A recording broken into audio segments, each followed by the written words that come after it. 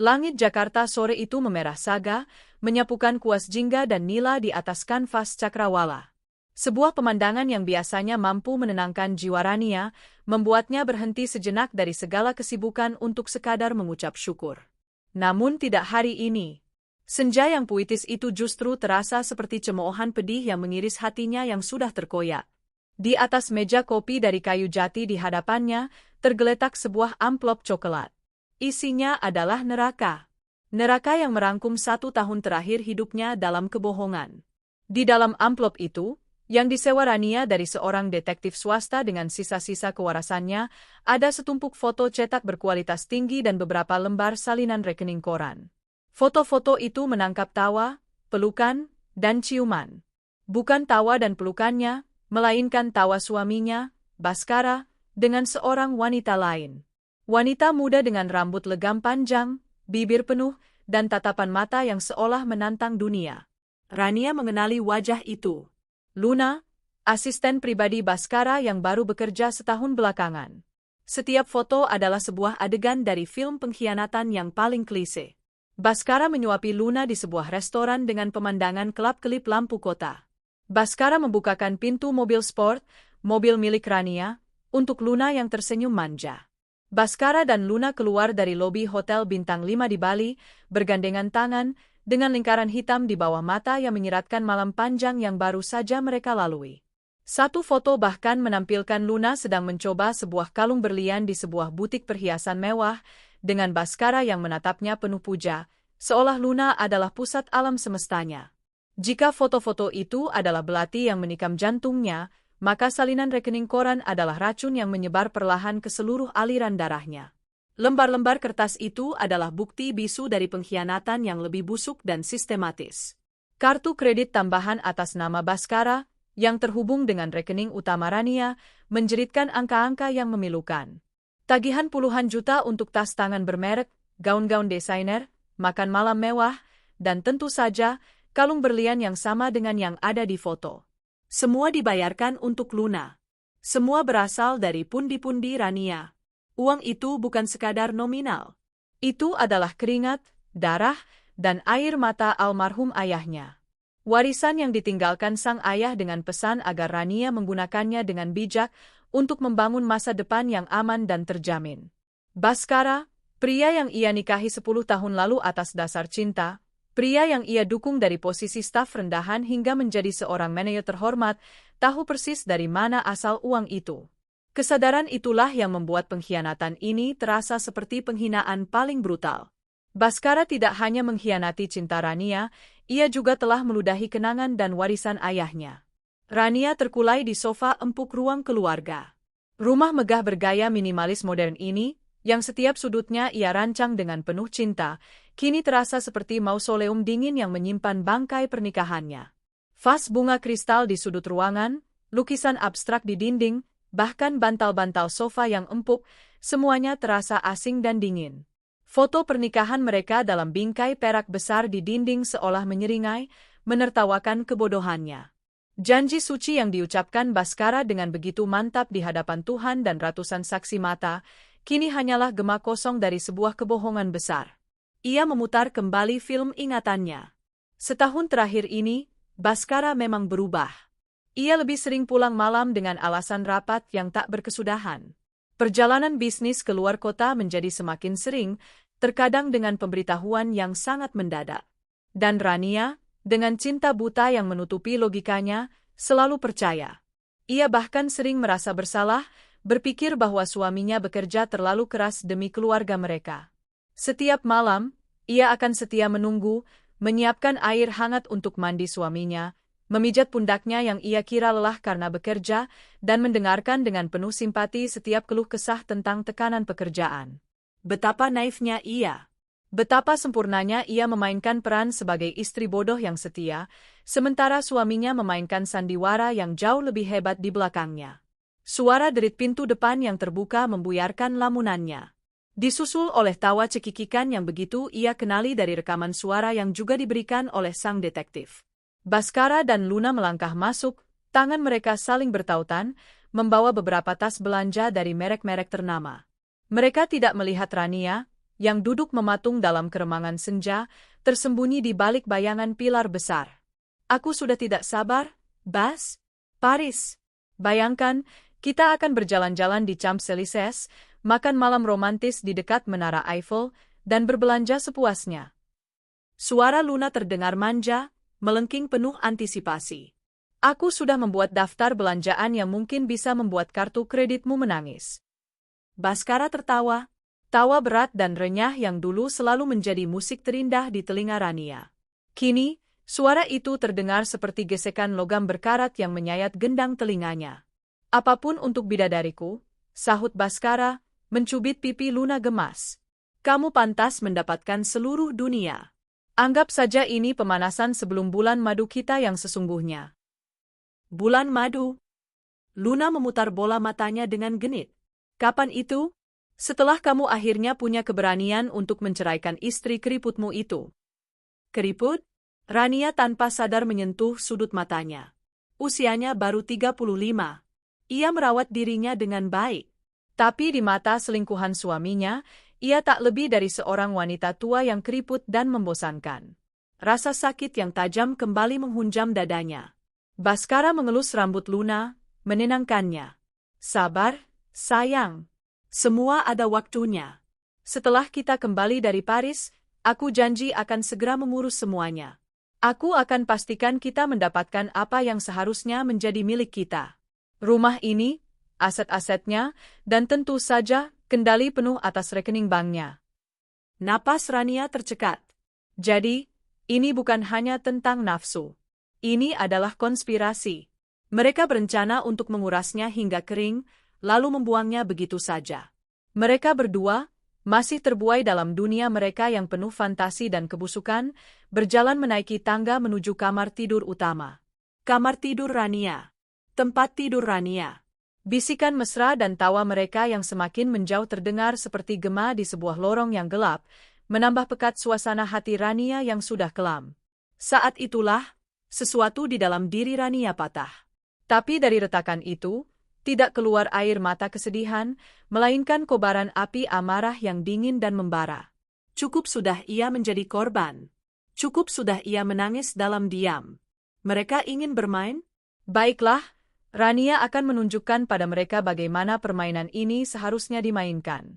Dengan tangan yang kini tak lagi gemetar, melainkan kokoh oleh kebencian, Rania meraih ponselnya. Jari jemarinya menari di atas layar sentuh dengan kecepatan dan ketepatan yang mengejutkan. Panggilan pertama adalah untuk Pak Tirtayasa, pengacara kepercayaan almarhum ayahnya.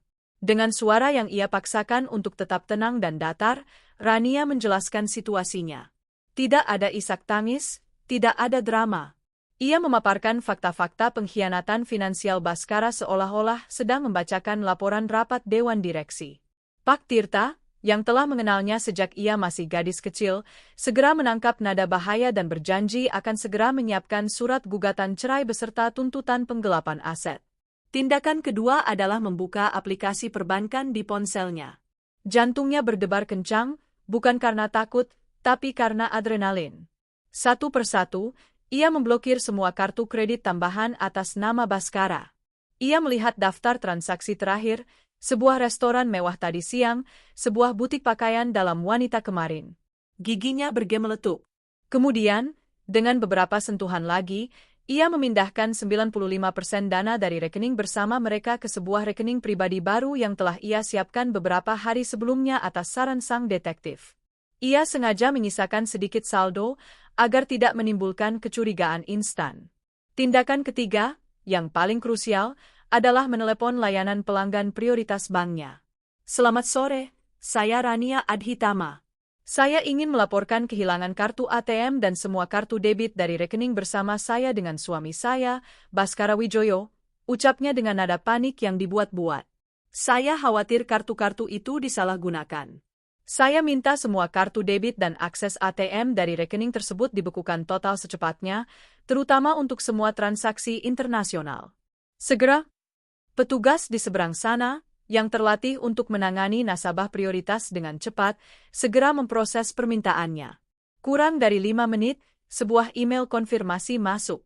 Semua akses finansial Baskara dari rekening bersama mereka telah terputus dari dunia. Kartu-kartu plastik di dompet Baskara kini tak lebih dari sekadar kenang-kenangan tak berharga. Setelah panggilan berakhir, Rania menyandarkan punggungnya ke sofa. Tubuhnya terasa terkuras, energinya habis. Namun, untuk pertama kalinya dalam beberapa minggu terakhir, ia bisa bernapas lebih lega. Sebuah senyum sinis yang belum pernah ia kenali sebelumnya tersungging di bibirnya. Ia membayangkan wajah sombong Baskara dan Luna di butik Chanel di Paris saat kasir berkata, "Maaf, Pak, kartu Anda ditolak." Ia membayangkan kepanikan mereka saat mencoba kartu lain, dan yang lain, dan yang lain, dan semuanya memberikan hasil yang sama. Ini bukan sekadar balas dendam. Ini adalah keadilan. Ini adalah karma yang ia kirimkan langsung ke alamat mereka di kota cinta. Keesokan harinya, suasana di rumah terasa aneh. Baskara dan Luna, yang menginap di kamar tamu, tampak begitu gembira, sibuk menata koper-koper mereka yang besar dan mahal. Rania, dengan topeng istri yang sempurna, bahkan membuatkan mereka sarapan. "Kamu baik sekali, Ran," kata Baskara sambil mengoleskan selai pada rotinya, menghindari kontak mata. "Maaf ya, perjalanan bisnis ini sangat mendadak, tapi sangat penting untuk karierku." "Tidak apa-apa, Mas. Aku mengerti," jawab Rania lembut, sambil menuangkan jus jeruk ke gelas Baskara. "Semoga perjalanannya lancar dan membuahkan hasil." Di dalam hati, ia menambahkan, "hasil yang setimpal dengan perbuatan kalian." Di bandara, Rania mengantar mereka hingga ke batas area check-in. Baskara memeluknya sekilas, sebuah pelukan hambar yang terasa seperti formalitas. "Aku pergi dulu ya. Jaga diri baik-baik." Luna hanya meliriknya dengan senyum meremehkan, seolah berkata, "Lihat, aku memenangkannya darimu." Rania hanya tersenyum tipis. Ia melambaikan tangan saat mereka berjalan menjauh, punggung mereka yang tegap dan langkah mereka yang ringan menuju gerbang keberangkatan. Menuju gerbang kejatuhan mereka. Begitu sosok mereka hilang dari pandangan, Rania membalikkan badan. Ia tidak menoleh lagi. Saat ia berjalan menuju pintu keluar bandara, notifikasi terakhir yang ia tunggu-tunggu muncul di layar ponselnya. Pesan dari maskapai. Flight G888 to Paris has departed. Angin sore menerpa wajahnya saat ia melangkah keluar dari gedung terminal. Untuk pertama kalinya, langit senja Jakarta tidak lagi terasa mengejeknya. Warna jingga keunguannya kini tampak seperti perayaan. Perayaan atas babak baru hidupnya yang akan segera dimulai. "Selamat menikmati liburanmu, Baskara," bisiknya pada angin yang berembus. "Dan selamat datang di neraka yang kalian ciptakan sendiri." Pertunjukan karma baru saja dimulai. Dan Rania, sang sutradara, akan menyaksikannya dari kursi penonton yang paling nyaman. Udara musim gugur yang sejuk menyambut Baskara dan Luna saat mereka melangkah keluar dari Terminal 2E Bandara Charles de Gaulle. Langit Paris membentang biru pucat, diselingi gumpalan awan putih tipis yang bergerak malas. Bagi mereka, ini bukan sekadar langit, ini adalah kanopi surga dunia, janji dari semua kemewahan, gairah, dan kebebasan yang telah mereka impikan selama berbulan-bulan dalam persekongkolan mereka. "Akhirnya," seru Luna, merentangkan tangannya seolah ingin memeluk seluruh kota. Ia mengenakan mantel kasmir berwarna krem yang harganya setara dengan gaji staf junior di kantor selama 3 bulan, sebuah hadiah, pemanasan, dari Baskara. "Aku bisa mencium bau croissant dan parfum Chanel dari sini. Selamat tinggal Jakarta, selamat tinggal istri membosankanmu itu." Baskara tertawa, merangkul pinggang Luna dengan posesif. Ia merasa seperti raja dunia. Di sini, ribuan mil jauhnya dari tatapan menghakimi Rania yang, menurutnya, selalu pasif-agresif, ia bisa menjadi dirinya sendiri. Seorang pria sukses yang memanjakan kekasih mudanya yang cantik. Ia menghirup udara Paris dalam-dalam, merasakan euforia kemenangan. Ia telah berhasil mengelabui Rania, mengambil apa yang menurutnya adalah haknya, dan sekarang ia akan menikmati buah dari kerja kerasnya. "Apa kataku, sayang? Dunia ada di genggaman kita," ujar Baskara, mengecup pelipis Luna. "Hotel kita, Le Royal Montreal, menanti. Aku sudah memesan suite dengan pemandangan langsung ke Arc de Triomphe. Malam ini, kita akan minum sampanye paling mahal sambil berendam di jacuzzi marmer." Impian itu terasa begitu nyata, begitu dekat. Mereka melenggang melewati kerumunan, menyeret koper-koper Louis Vuitton mereka, yang tentu saja juga dibeli dengan kartu Rania, dengan aura superioritas. Mereka mengabaikan pilihan kereta RR atau bus bandara yang lebih ekonomis, dan langsung menuju antrean taksi premium. Sebuah Mercedes-Benz hitam mengilat berhenti di depan mereka. Sopir berjas rapi membukakan pintu, dan mereka pun meluncur mulus menuju jantung kota Paris, meninggalkan hiruk-pikuk bandara di belakang. Selama perjalanan, Luna tak henti-hentinya bersuah foto, memanyunkan bibirnya dengan latar jendela yang menampilkan sekilas pemandangan kota. Baskara hanya tersenyum memandangnya, merasa bangga bisa memberikan semua ini. Ia mengeluarkan dompet kulit buayanya, melirik deretan kartu berwarna platinum dan hitam di dalamnya. Senjata andalannya. Kunci pembuka semua pintu kemewahan di dunia. Ia merasa tak terkalahkan. Sekitar 45 menit kemudian, taksi berhenti di depan sebuah bangunan megah dengan arsitektur Haussmannian yang klasik dan elegan. Bendera Prancis dan bendera hotel berkibar anggun di atas kanopi merah marun. Seorang doorman berseragam lengkap segera membukakan pintu untuk mereka. Lobi hotel adalah sebuah pemandangan yang menakjubkan. Lantai marmer yang berkilauan, lampu kristal raksasa yang menggantung megah, instalasi seni modern, dan aroma bunga lili segar yang menguar di udara. Selamat datang di Raffles Paris, Le Royal Monceau. Sapa seorang resepsionis wanita dengan senyum profesional yang sempurna. Baskara melangkah ke meja resepsionis dengan penuh percaya diri, Luna bergelayut manja di lengannya. Selamat siang. Saya punya reservasi atas nama Baskara Wijoyo. Untuk Royal Mon Prestige Suite. Resepsionis itu mengetik beberapa kali di komputernya. Ah, ya, Monsieur Wijoyo. Selamat datang. Kami sudah menyiapkan kamar Anda. Pemandangannya luar biasa. Boleh saya pinjam kartu kredit dan paspor Anda untuk proses check-in? Dengan gerakan yang telah ia latih dalam imajinasinya berkali-kali, Baskara mengeluarkan kartu kredit utamanya, American Express Platinum, dan menyerahkannya dengan santai. Ini adalah momen puncaknya, penegasan statusnya. Resepsionis itu mengambil kartu tersebut, menggeseknya pada mesin EDC. Hening sejenak. Ia menggeseknya sekali lagi. Alisnya sedikit berkerut. Ia menatap layar komputernya, lalu ke mesin EDC, lalu kembali ke Baskara dengan tatapan yang sedikit canggung. Maaf, Tuan, katanya dengan suara pelan. Il y a un problème. Ada sedikit masalah. Sepertinya kartu Anda tidak bisa diproses. Mungkin ada gangguan jaringan. Apakah Anda punya kartu lain? Rasa percaya diri Baskara sedikit goyah, namun ia segera menutupinya dengan tawa kecil yang dipaksakan. Ah, bank internasional kadang suka begitu. Tentu. Ia mengeluarkan kartu andalan keduanya, sebuah Visa Infinite berwarna hitam pekat. Coba yang ini. Luna, yang tadinya sibuk mengagumi langit-langit lobi, kini mulai menaruh perhatian. Ia melihat resepsionis itu menggesek kartu kedua. Hasilnya sama. Wajah resepsionis itu kini dihiasi ekspresi maaf yang tulus namun tegas. Saya sangat menyesal, Tuan. Kartu ini juga ditolak.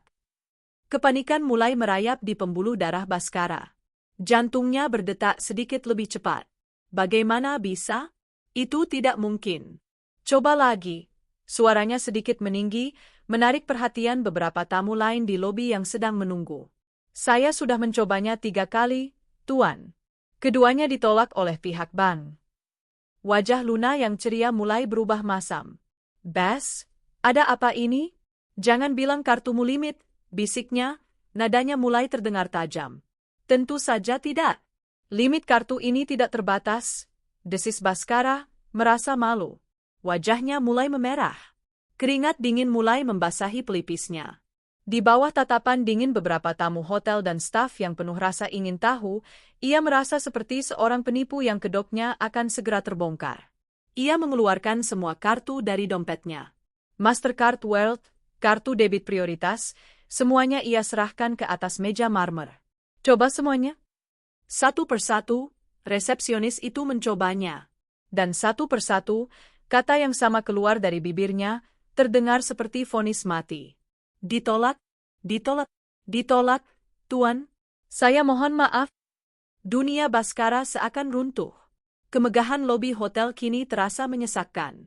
Lampu kristal yang tadinya indah kini seolah menyorotinya, menelanjangi kegagalannya. Aroma bunga lili yang wangi kini terasa memuakkan. Ini konyol, bentak Baskara, tak bisa lagi menahan emosinya. Pasti ada yang salah dengan sistem hotel kalian. Panggil manajer Anda. Luna menarik lengannya. Bas, sudah. Jangan buat keributan, ini memalukan. Wajahnya pias, campuran antara malu dan marah. Seorang manajer berjas abu-abu datang dengan langkah tenang. Setelah mendengarkan penjelasan dari resepsionisnya, ia menatap Baskara dengan tatapan profesional namun tanpa kompromi. Tuan Wijoyo, kami sudah mencoba semua kartu Anda pada 2 mesin yang berbeda. Masalahnya bukan pada sistem kami, melainkan dari pihak bank penerbit kartu Anda. Kami sarankan Anda untuk segera menghubungi bank Anda. Untuk saat ini, tanpa metode pembayaran yang valid, dengan sangat menyesal kami tidak bisa melanjutkan proses check-in Anda. Kenyataan itu menghantam Baskara seperti kereta barang. Ini bukan gangguan teknis. Ini disengaja. Hanya ada satu orang di dunia yang memiliki kuasa untuk melakukan ini. Rania. Pikiran itu menyelinap masuk, dingin dan menakutkan. Tapi bagaimana? Kapan? Ia bahkan tidak menunjukkan tanda-tanda apapun. Wanita lemah lembut itu, mungkinkah ia sanggup melakukan hal secerdas dan sekejam ini? Dengan tangan gemetar, Baskara mencoba menelepon layanan nasabah prioritas banknya.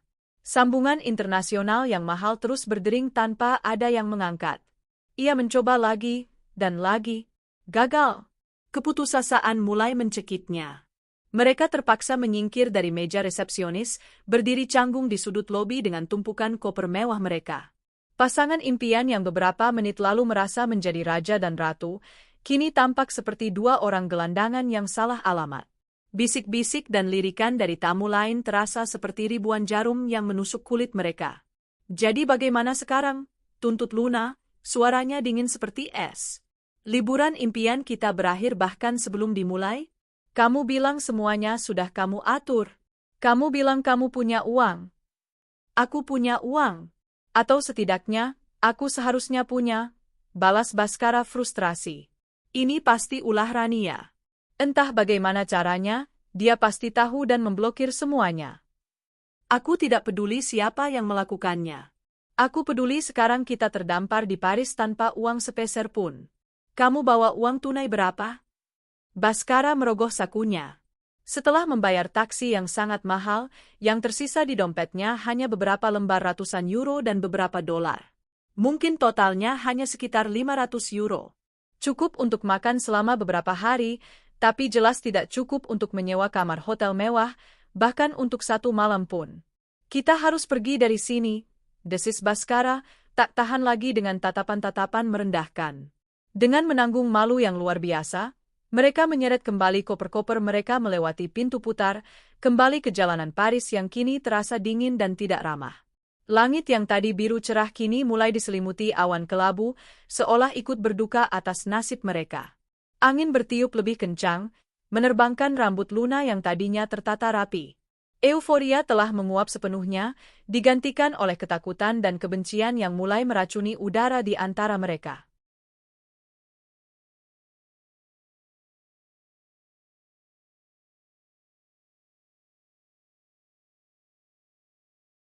Mereka berjalan tanpa tujuan, menyeret beban koper dan ego mereka yang hancur di atas trotoar kota yang elegan. Pemandangan Arc de Triomphe yang megah di kejauhan kini tidak lagi tampak seperti simbol kemenangan, melainkan sebuah monumen raksasa yang menertawakan kebodohan mereka. Setelah berjalan dan berdebat selama hampir 1 jam, dengan sisa uang yang ada, mereka akhirnya menemukan sebuah penginapan kecil di sebuah gang sempit di arondisemen ke-18, jauh dari gemerlap pusat kota. Hotel bintang 2 dengan cat yang mengelupas dan resepsionis tua yang melayani dengan ogah-ogahan. Kamar mereka berada di lantai 4, dan mereka harus menyeret koper mereka menaiki tangga kayu yang berderit karena liftnya rusak. Saat pintu kamar terbuka, bau apek dan lembab langsung menyergap mereka. Ruangannya sempit, hanya cukup untuk sebuah ranjang besi tua yang berderit, sebuah lemari kecil yang miring, dan sebuah jendela yang menghadap langsung ke tembok bata gedung sebelah. Di kamar mandi, Kerannya meneteskan air tanpa henti, menciptakan irama monoton yang mengiris saraf. Luna melemparkan tas tangannya ke atas ranjang dengan kasar. Ini Paris yang kamu janjikan padaku?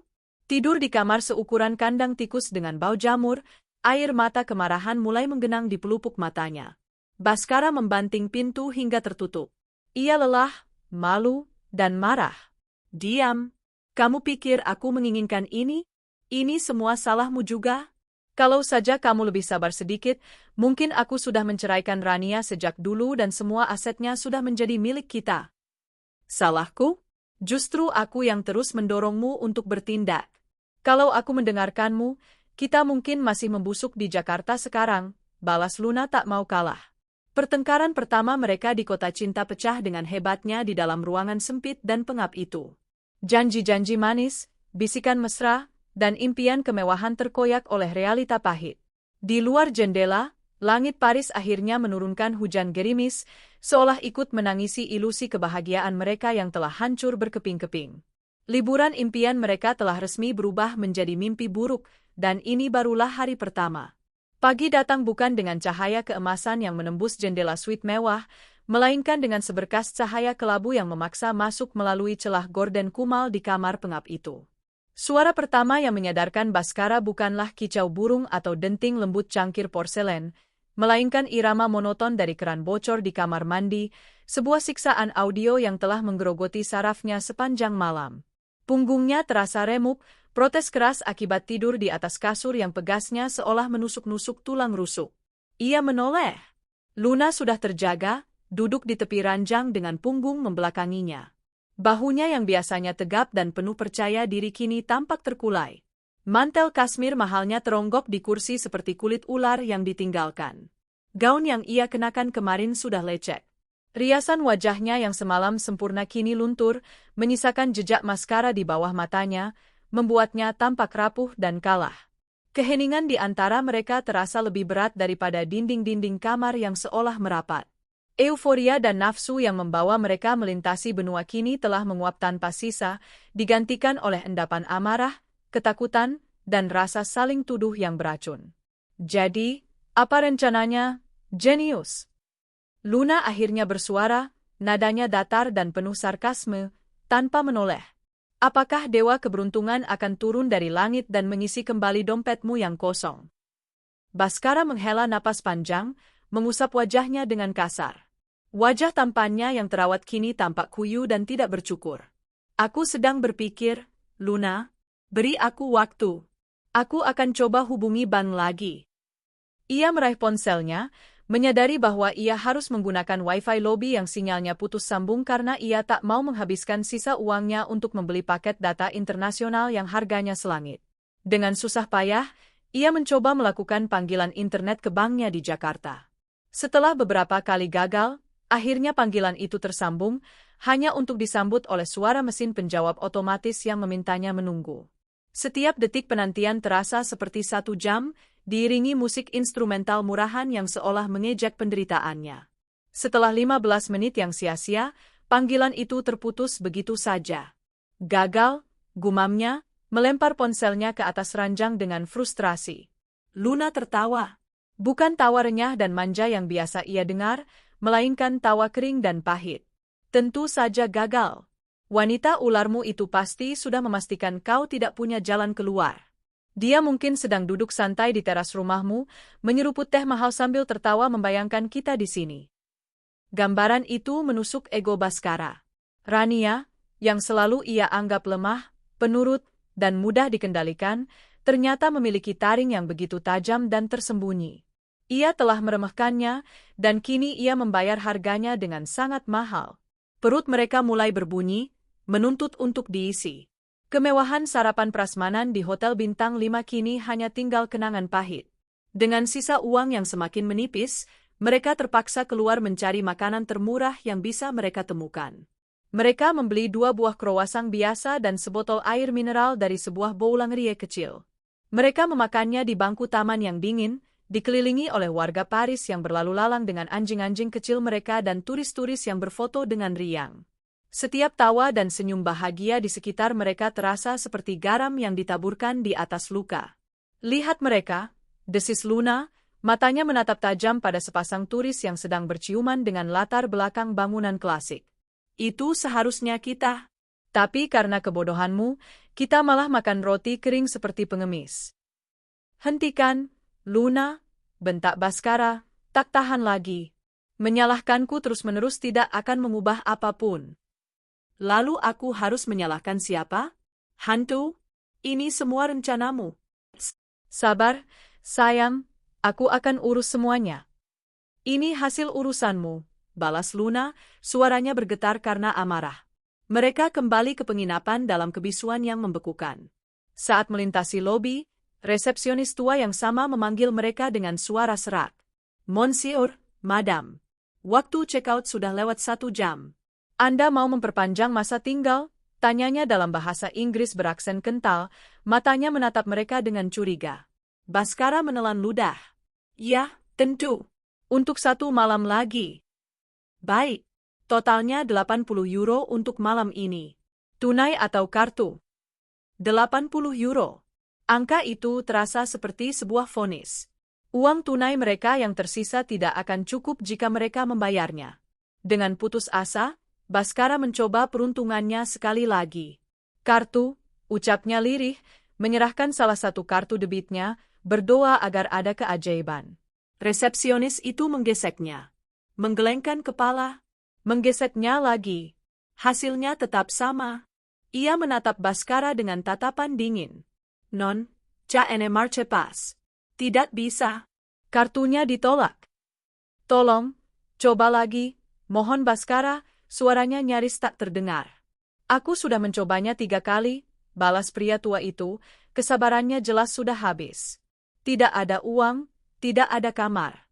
Anda punya waktu 15 menit untuk mengemasi barang-barang Anda dan pergi. Fight! Cepat! Ia menunjuk ke arah tangga dengan jarinya yang keriput. Penghinaan itu adalah puncaknya. Diusir dari penginapan kumuh. Kata-kata pria itu bergema di lobi kecil yang sepi, disaksikan oleh seorang petugas kebersihan yang berhenti menyapu untuk menonton drama murahan mereka. Luna menutup wajahnya dengan kedua tangan, tak sanggup menahan malu. Dengan langkah gontai, mereka naik ke kamar.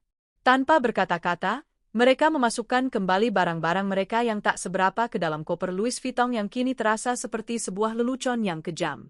15 menit kemudian, mereka berdiri kembali di trotoar yang ramai, di bawah langit Paris yang semakin kelabu.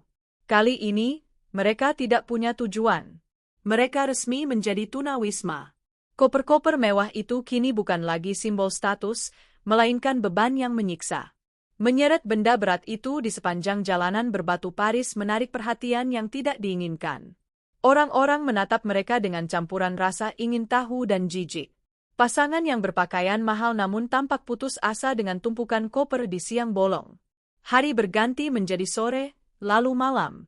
Lampu-lampu kota mulai menyala, mengubah Paris menjadi lautan cahaya yang berkelip. Menara Eiffel di kejauhan berkilauan dengan anggunnya, sebuah pemandangan yang seharusnya romantis. Tapi bagi Bhaskara dan Luna, cahaya itu tidak membawa kehangatan, hanya menonjolkan keputusasaan mereka. Dinginnya udara malam mulai menusuk tulang, menembus lapisan pakaian mahal mereka yang tidak dirancang untuk menahan kerasnya hidup di jalanan. Rasa lapar kembali mendera. Mereka menghabiskan sisa-sisa uang koin mereka untuk membeli sepotong pizza dan membaginya berdua di sebuah bangku di tepi sungai Seine. Air sungai yang gelap mengalir tenang, memantulkan cahaya lampu jembatan. Kapal-kapal wisata yang penuh dengan turis yang tertawa dan bersulang melintas, musik dan keriaan mereka terdengar seperti berasal dari dimensi lain. Aku tidak tahan lagi, Bas, isak Luna, air matanya akhirnya tumpah. Ia tak lagi peduli pada citra dirinya. Aku kedinginan. Aku lapar. Aku mau pulang. Bagaimana caranya kita pulang? Kita bahkan tidak punya uang untuk membeli tiket kereta ke bandara, apalagi tiket pesawat, jawab Bhaskara, suaranya serak karena putus asa. Mereka harus mencari tempat untuk bermalam. Stasiun metro tampak seperti pilihan, tapi saat mereka mendekat, mereka melihat para tunawisma lain yang sudah menempati sudut-sudut terbaik, menatap mereka dengan tatapan teritorial yang tidak ramah. Mereka tidak diterima di sana. Akhirnya, setelah berjalan berjam-jam hingga kaki mereka melepuh, Mereka menemukan sebuah lorong kecil yang agak terlindung di antara dua gedung pertokoan yang sudah tutup.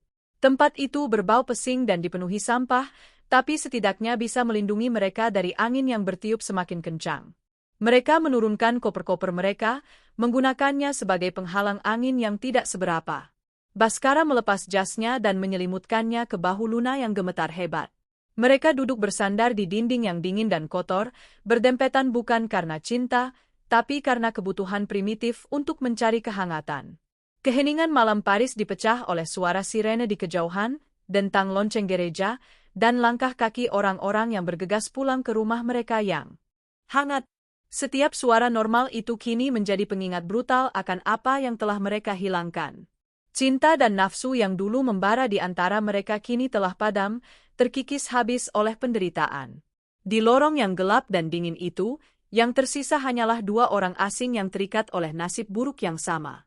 Pesona Luna telah luntur bersama riasannya, dan karisma Bhaskara telah hancur bersama kartu kreditnya yang diblokir. Mereka melihat wajah asli satu sama lain untuk pertama kalinya, wajah ketakutan, keegoisan, dan keputusasaan. Ini semua karena keserakahanmu, bisik Luna, suaranya nyaris tak terdengar di antara embusan angin. Dan ini semua karena ketidaksabaranmu, balas Bhaskara, sama pelannya. Tak ada lagi tenaga untuk bertengkar. Mereka hanya duduk diam dalam kegelapan, memeluk diri mereka sendiri, merasakan dinginnya jalanan kota impian meresap masuk, membekukan bukan hanya tubuh mereka, tapi juga hati dan jiwa mereka. Karma yang dikirimkan Rania telah menemukan mereka, dan malam pertama mereka sebagai gelandangan di kota cinta baru saja dimulai. Matahari terbit di atas Paris tanpa kemegahan. Sinarnya yang pucat dan dingin terasa seperti tatapan mata hakim yang tanpa belas kasihan, menyoroti realitas menyedihkan yang harus dihadapi Bhaskara dan Luna.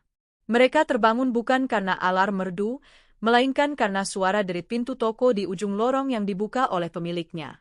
Kaku, kotor, dan didera rasa lapar yang tajam, mereka beringsut keluar dari tempat perlindungan sementara mereka, disambut oleh tatapan jijik dari si pemilik toko yang mengusir mereka dengan gerakan tangan kasar. 2 hari telah berlalu sejak mereka diusir dari penginapan. 2 hari yang terasa seperti 2 tahun. Uang mereka telah habis sama sekali, bahkan untuk sepotong roti pun tak tersisa. Higienis menjadi sebuah kemewahan yang tak terjangkau.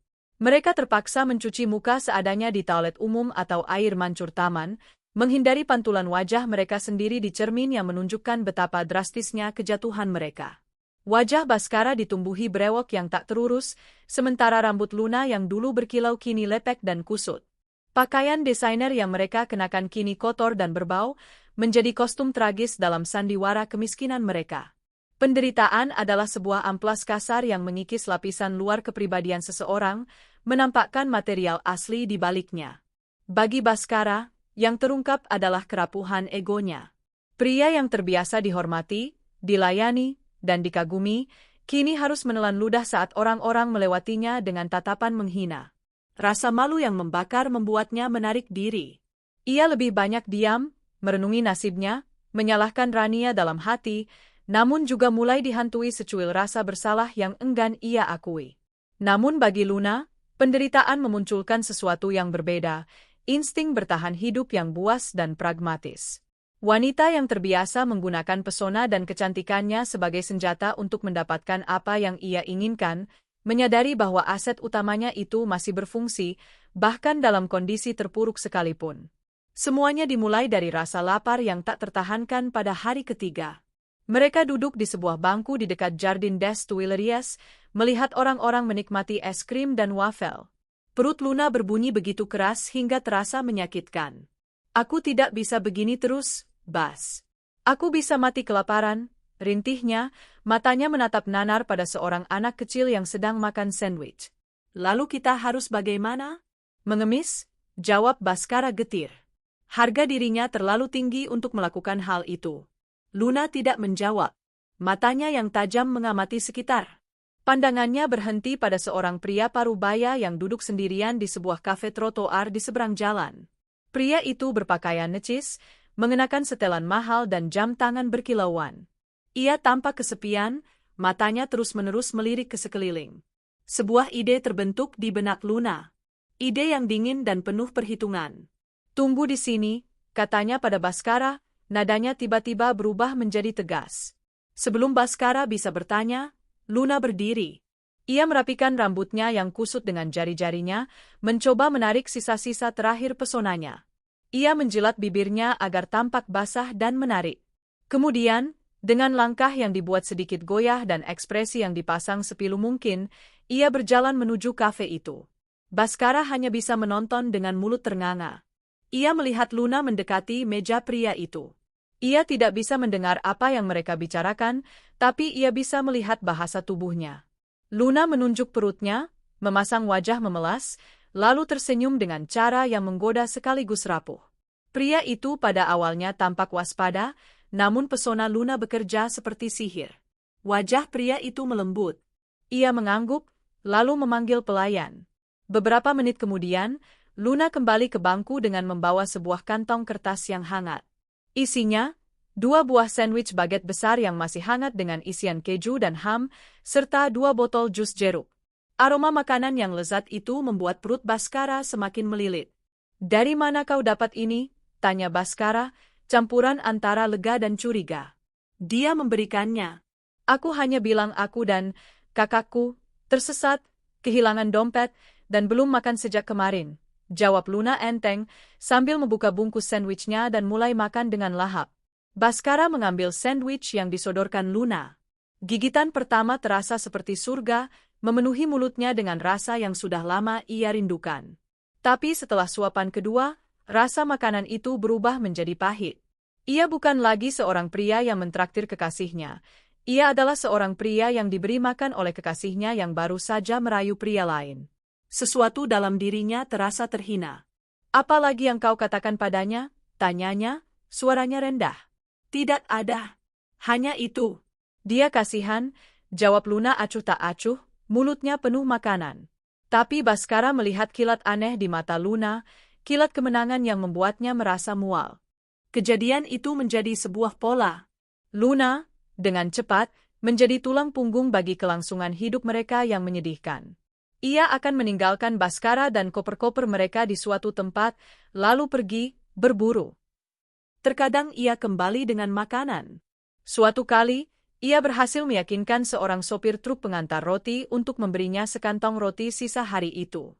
Di lain waktu, ia kembali dengan beberapa lembar euro di tangannya. Seorang turis memberikannya. "Aku membantunya menunjukkan arah," katanya, selalu dengan sebuah alasan yang terdengar masuk akal di permukaan. Baskara, yang terperangkap antara rasa lapar dan harga diri yang hancur, terpaksa menerima hasil kerja Luna. Tapi setiap potong roti yang ia makan terasa seperti arang panas di tenggorokannya. Ia melihat bagaimana Luna semakin lihai memainkan perannya. Ia bisa menjadi gadis malang yang tersesat, seorang seniman yang sedang mengalami krisis, atau seorang turis yang baru saja kecopetan. Ia mengubah ceritanya sesuai dengan targetnya, dan targetnya selalu pria. Pria yang lebih tua, pria yang tampak kesepian, pria yang matanya menunjukkan kerinduan akan perhatian dari wanita muda yang cantik. Kecemburuan dan kecurigaan mulai menggerogoti Baskara dari dalam. Ia membenci kelemahannya sendiri, ketidakmampuannya untuk melakukan apapun selain menjaga tumpukan koper mereka seperti seorang anjing penjaga yang menyedihkan. Ia membenci cara pria-pria itu menatap Luna, tatapan lapar yang sama seperti yang pernah ia berikan padanya dulu. Dan yang paling ia benci adalah kenyataan bahwa Luna tampaknya menikmati permainan ini. Ada semangat baru dalam dirinya, sebuah kekuatan yang lahir dari keputusasaan, yang membuat Baskara merasa semakin kecil dan tidak berguna. Puncaknya terjadi pada suatu sore yang basah kuyup karena hujan. Mereka berlindung di bawah sebuah jembatan di dekat Pont Neuf. Pakaian mereka basah dan dingin. Mereka belum makan apapun sejak pagi. Baskara gemetar karena kedinginan, sementara Luna tampak gelisah, matanya terus menyapu jalanan di atas mereka. "Aku akan pergi sebentar," kata Luna tiba-tiba. "Mau kemana lagi, Luna?" "Hujan deras begini," cegah Baskara, firasat buruk menyelimutinya. "Justru karena hujan, orang lebih mudah merasa iba," jawab Luna, matanya berkilat. "Kita butuh uang.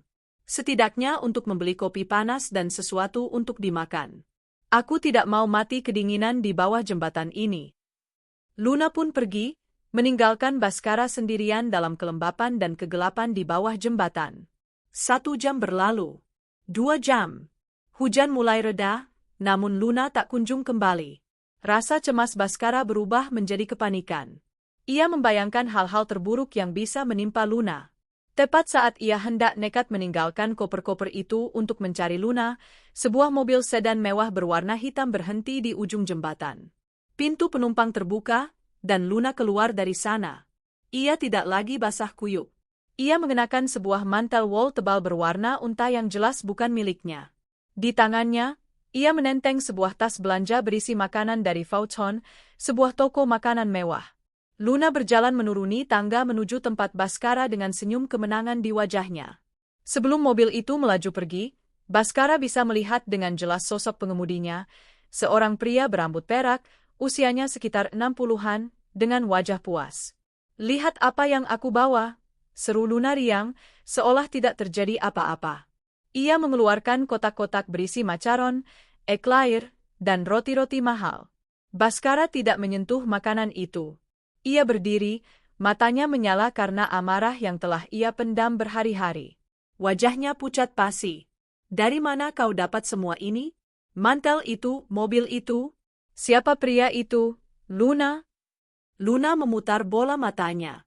"Oh, jangan mulai lagi, Bas. Namanya Antoine. Dia seorang pemilik galeri seni. Dia baik sekali. Dia melihatku kehujanan dan menawariku tumpangan. Dia membelikanku mantel ini dan semua makanan ini. Dia hanya ingin menolong." "Hanya ingin menolong? Kau pikir aku bodoh?" Suara Bhaskara bergetar. Tidak ada pria yang memberikan mantel seharga ribuan euro dan makanan mewah pada orang asing karena hanya ingin menolong. "Apa yang kau lakukan untuknya, Luna? Apa yang kau lakukan?" Teriakan Bhaskara menggema di bawah jembatan. Luna tersentak. Ekspresi riangnya lenyap, digantikan oleh tatapan dingin dan menantang. "Memangnya kenapa kalau aku melakukan sesuatu?" desisnya, melangkah maju hingga wajah mereka hanya berjarak beberapa senti. "Apa yang kau harapkan? Aku mati kelaparan bersamamu di sini? Setidaknya aku melakukan sesuatu untuk bertahan hidup. Sementara kau hanya duduk di sini, meratapi nasibmu, terlalu pengecut bahkan untuk mengemis. Kau tidak berguna, Bhaskara." Kata-kata itu, terutama, tidak berguna, menghantam Bhaskara lebih keras dari tamparan fisik. Semua rasa frustrasi, malu, dan cemburunya meledak menjadi amarah yang tak terkendali. "Jadi ini dirimu yang sebenarnya?" raungnya. "Seorang pelacur murahan yang akan menjual diri demi mantel dan beberapa kue? Semua pembicaraan tentang cinta dan masa depan kita, itu semua bohong. Kau hanya menginginkan uangku. Dan saat uangku habis, kau langsung mencari pria kaya lain." Wah! Sebuah tamparan keras mendarat di pipi Bhaskara.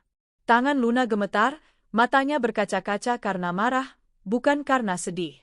"Beraninya kau," pekiknya. "Kau yang membuatku jadi begini. Kau yang menjanjikanku Paris, kemewahan, segalanya. Tapi kau memberiku apa? Lorong kotor dan tidur di bawah jembatan. Kau yang gagal, Bhaskara. Bukan aku. Aku hanya beradaptasi. Aku seorang survivor." "Kau bukan survivor. Kau pengkhianat. Lebih baik menjadi pengkhianat yang perutnya kenyang dan tubuhnya hangat daripada menjadi pecundang setia yang mati kedinginan sepertimu," balas Luna, kata-katanya setajam pisau. Ia mengambil tas berisi makanan itu, melangkah mundur. "Antoine menawariku tempat untuk tinggal. Sebuah kamar tamu di apartemennya yang hangat, dengan kamar mandi pribadi dan makanan yang layak. Dia akan membantuku." Jantung Bhaskara seolah berhenti berdetak. Kau akan meninggalkanku di sini?" tanyanya, suaranya kini terdengar lirih, tak percaya. Luna menatapnya untuk terakhir kali. Di matanya, tidak ada lagi cinta, tidak ada lagi gairah, bahkan tidak ada lagi rasa kasihan. Yang ada hanyalah penghinaan dingin. "Aku sudah bilang, aku tidak mau mati bersamamu. Selamat menikmati sisa liburan MU, Bhaskara. Mungkin kau bisa menjual koper-koper mewah itu untuk membeli tiket pulang," ejeknya. Dengan kata-kata terakhir yang menusuk itu, Luna berbalik. Ia menaiki tangga tanpa menoleh lagi. Di atas jembatan, mobil hitam itu ternyata menunggunya. Pintu terbuka, Luna masuk, dan mobil itu pun melaju dengan mulus, menghilang di tengah keramaian lalu lintas Paris, membawanya menuju kehangatan dan kenyamanan semu. Baskara hanya bisa terpaku, berdiri di bawah jembatan yang lembab, sendirian. Suara roda mobil yang menjauh terdengar seperti gema dari kehidupannya yang hancur berantakan. Ia ditinggalkan. Dikhianati untuk kedua kalinya, kali ini oleh wanita yang menjadi alasan ia mengkhianati istrinya. Hujan kembali turun, kali ini lebih deras. Tapi Baskara tidak lagi merasakannya. Ia tertawa, sebuah tawa kosong yang menakutkan, tawa seorang pria yang telah kehilangan segalanya. Di tengah kota cinta, di bawah jembatan bersejarah, dikelilingi oleh koper-koper yang menjadi saksi bisu kebodohannya, Baskara akhirnya menyadari arti sesungguhnya dari karma. Ia sendirian, tanpa uang, tanpa harapan, dan hancur total. Wajah asli Luna di balik pesonanya telah terungkap, dan itu adalah wajah yang sama jeleknya dengan pengkhianatannya sendiri. Kepergian Luna tidak meninggalkan kekosongan yang romantis atau tragis. Ia meninggalkan keheningan. Keheningan yang pekat, absolut, dan menakutkan. Di bawah jembatan Pont Neuf, dengan tetesan air sisa hujan yang menciptakan irama monoton pada genangan air di dekatnya, Baskara berdiri membeku. Tawa gilanya yang tadi menggema telah lenyap, ditelan oleh suara lalu lintas di atasnya yang terdengar jauh, seolah berasal dari dunia lain yang tak bisa lagi ia sentuh. Ia bukan lagi Baskara Wijoyo, manajer sukses yang disegani. Ia bukan lagi kekasih bergairah yang sedang berlibur di kota cinta. Ia hanyalah seorang pria yang ditinggalkan, terdampar di negeri asing tanpa satu sen pun di kantongnya, dengan tumpukan koper mewah yang kini menjadi monumen kebodohannya. Untuk beberapa saat yang terasa seperti selamanya, otaknya menolak untuk memproses kenyataan. Ia terus menatap tangga tempat Luna menghilang, separuh berharap wanita itu akan kembali sambil tertawa dan berkata ini semua hanya lelucon kejam. Tapi yang ada hanyalah kegelapan dan undakan batu yang basah. Malam merayap turun dengan kejam. Udara menjadi semakin dingin, meresap ke dalam tulangnya melalui pakaiannya yang lembab. Rasa lapar yang tadinya tumpul karena amarah kini kembali dengan kekuatan penuh, menggerogoti perutnya seperti hewan buas. Ia melirik kotak-kotak makanan dari Fauchon yang ditinggalkan Luna di tanah. Macaron berwarna-warni, eclair dengan lapisan coklat mengilap. Makanan para dewa. Makanan yang dibeli dengan harga diri. Dengan tangan gemetar, ia memungut sebuah eclair. Saat ia mengangkatnya ke mulut, bayangan wajah puas pria berambut perak di dalam mobil itu melintas di benaknya. Rasa mual yang hebat tiba-tiba menyerangnya. Ia melemparkan kue itu ke tanah dengan jijik. Ia lebih baik mati kelaparan daripada memakan buah dari pengkhianatan yang baru saja menimpanya. Ironi dari pikiran itu nyaris membuatnya tertawa lagi. Bukankah seluruh perjalanan ini dibiayai oleh buah pengkhianatannya sendiri terhadap Rania? Malam pertama sendirian adalah siksaan neraka yang paling murni. Setiap bayangan tampak mengancam, setiap suara membuatnya terlonjak. Ia mencoba tidur dengan menyandarkan tubuhnya pada koper, menggunakan jasnya yang kotor sebagai selimut tipis. Tapi tidur tak kunjung datang. Matanya yang terbuka lebar menatap langit-langit jembatan yang gelap, sementara pikirannya memutar ulang setiap kesalahan, setiap kebohongan, setiap keputusan bodoh yang membawanya ke titik ini. Kata-kata Luna, kau tidak berguna, Baskara. Kau yang gagal. Terus berdengung di telinganya seperti lebah yang marah. Fajar menyingsing dengan enggan, menampakkan dunia dalam gradasi abu-abu. Baskara terbangun dengan tubuh yang terasa seperti dipukuli. Setiap sendinya sakit, tenggorokannya kering dan sakit. Hal pertama yang ia rasakan adalah rasa haus yang luar biasa. Ia menyeret tubuhnya yang kaku menuju tepi sungai, menatap air Seine yang keruh dan coklat. Betapapun hausnya, ia tahu meminum air itu adalah ide yang buruk.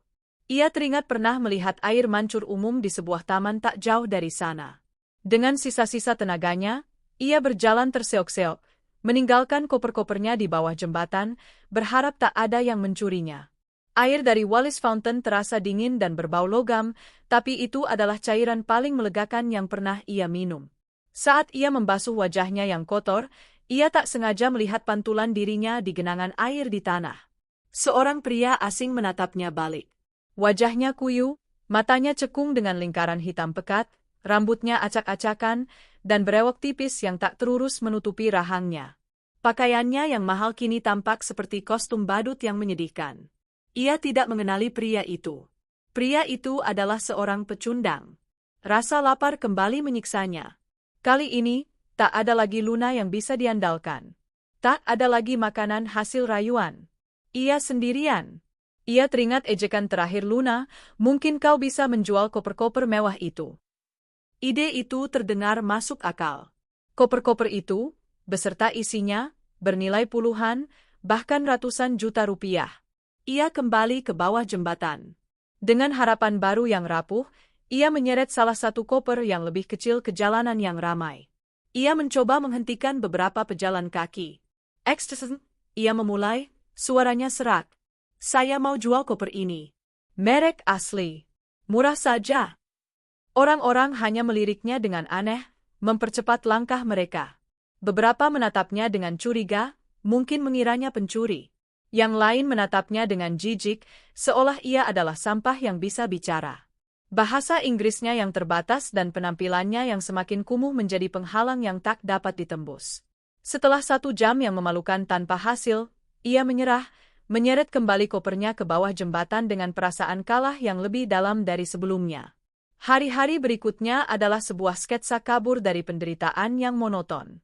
Siang hari ia habiskan dengan berkeliaran tanpa tujuan, mencoba menghindari tatapan orang-orang, mencari kehangatan di bawah sinar matahari yang lemah, dan mengisi perutnya dengan air dari air mancur. Malam hari ia habiskan dengan meringkuk di bawah jembatan, gemetar kedinginan, mendengarkan perutnya yang keroncongan dan pikirannya yang semakin gaduh.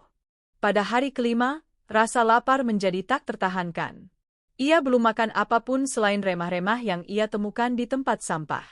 Tubuhnya terasa lemas, kepalanya pusing. Ia melihat seorang wanita melemparkan sisa bagetnya ke tempat sampah di dekatnya. Tanpa berpikir, didorong oleh insting primitif, Baskara berjalan ke tempat sampah itu. Tangannya gemetar saat ia meraih potongan roti itu. Roti itu keras dan sedikit basah, tapi baginya, itu adalah makanan paling lezat di dunia. Saat ia memasukkan roti itu ke mulutnya, ia merasakan sepasang mata menatapnya. Seorang anak kecil menunjuk ke arahnya, dan ibunya segera menarik anak itu menjauh sambil berbisik, "Ne le regarde pas, Terry. Jangan lihat dia, sayang." Rasa malu yang membakar menjalari seluruh tubuhnya. Ia terisak. Bukan isakan keras, melainkan isakan tanpa suara yang menggetarkan seluruh tubuhnya. Disinilah ia sekarang. Mengais makanan dari tempat sampah seperti seekor anjing liar. Harga dirinya, egonya, semua topeng keangkuhan yang pernah ia kenakan, telah hancur lebur menjadi debu.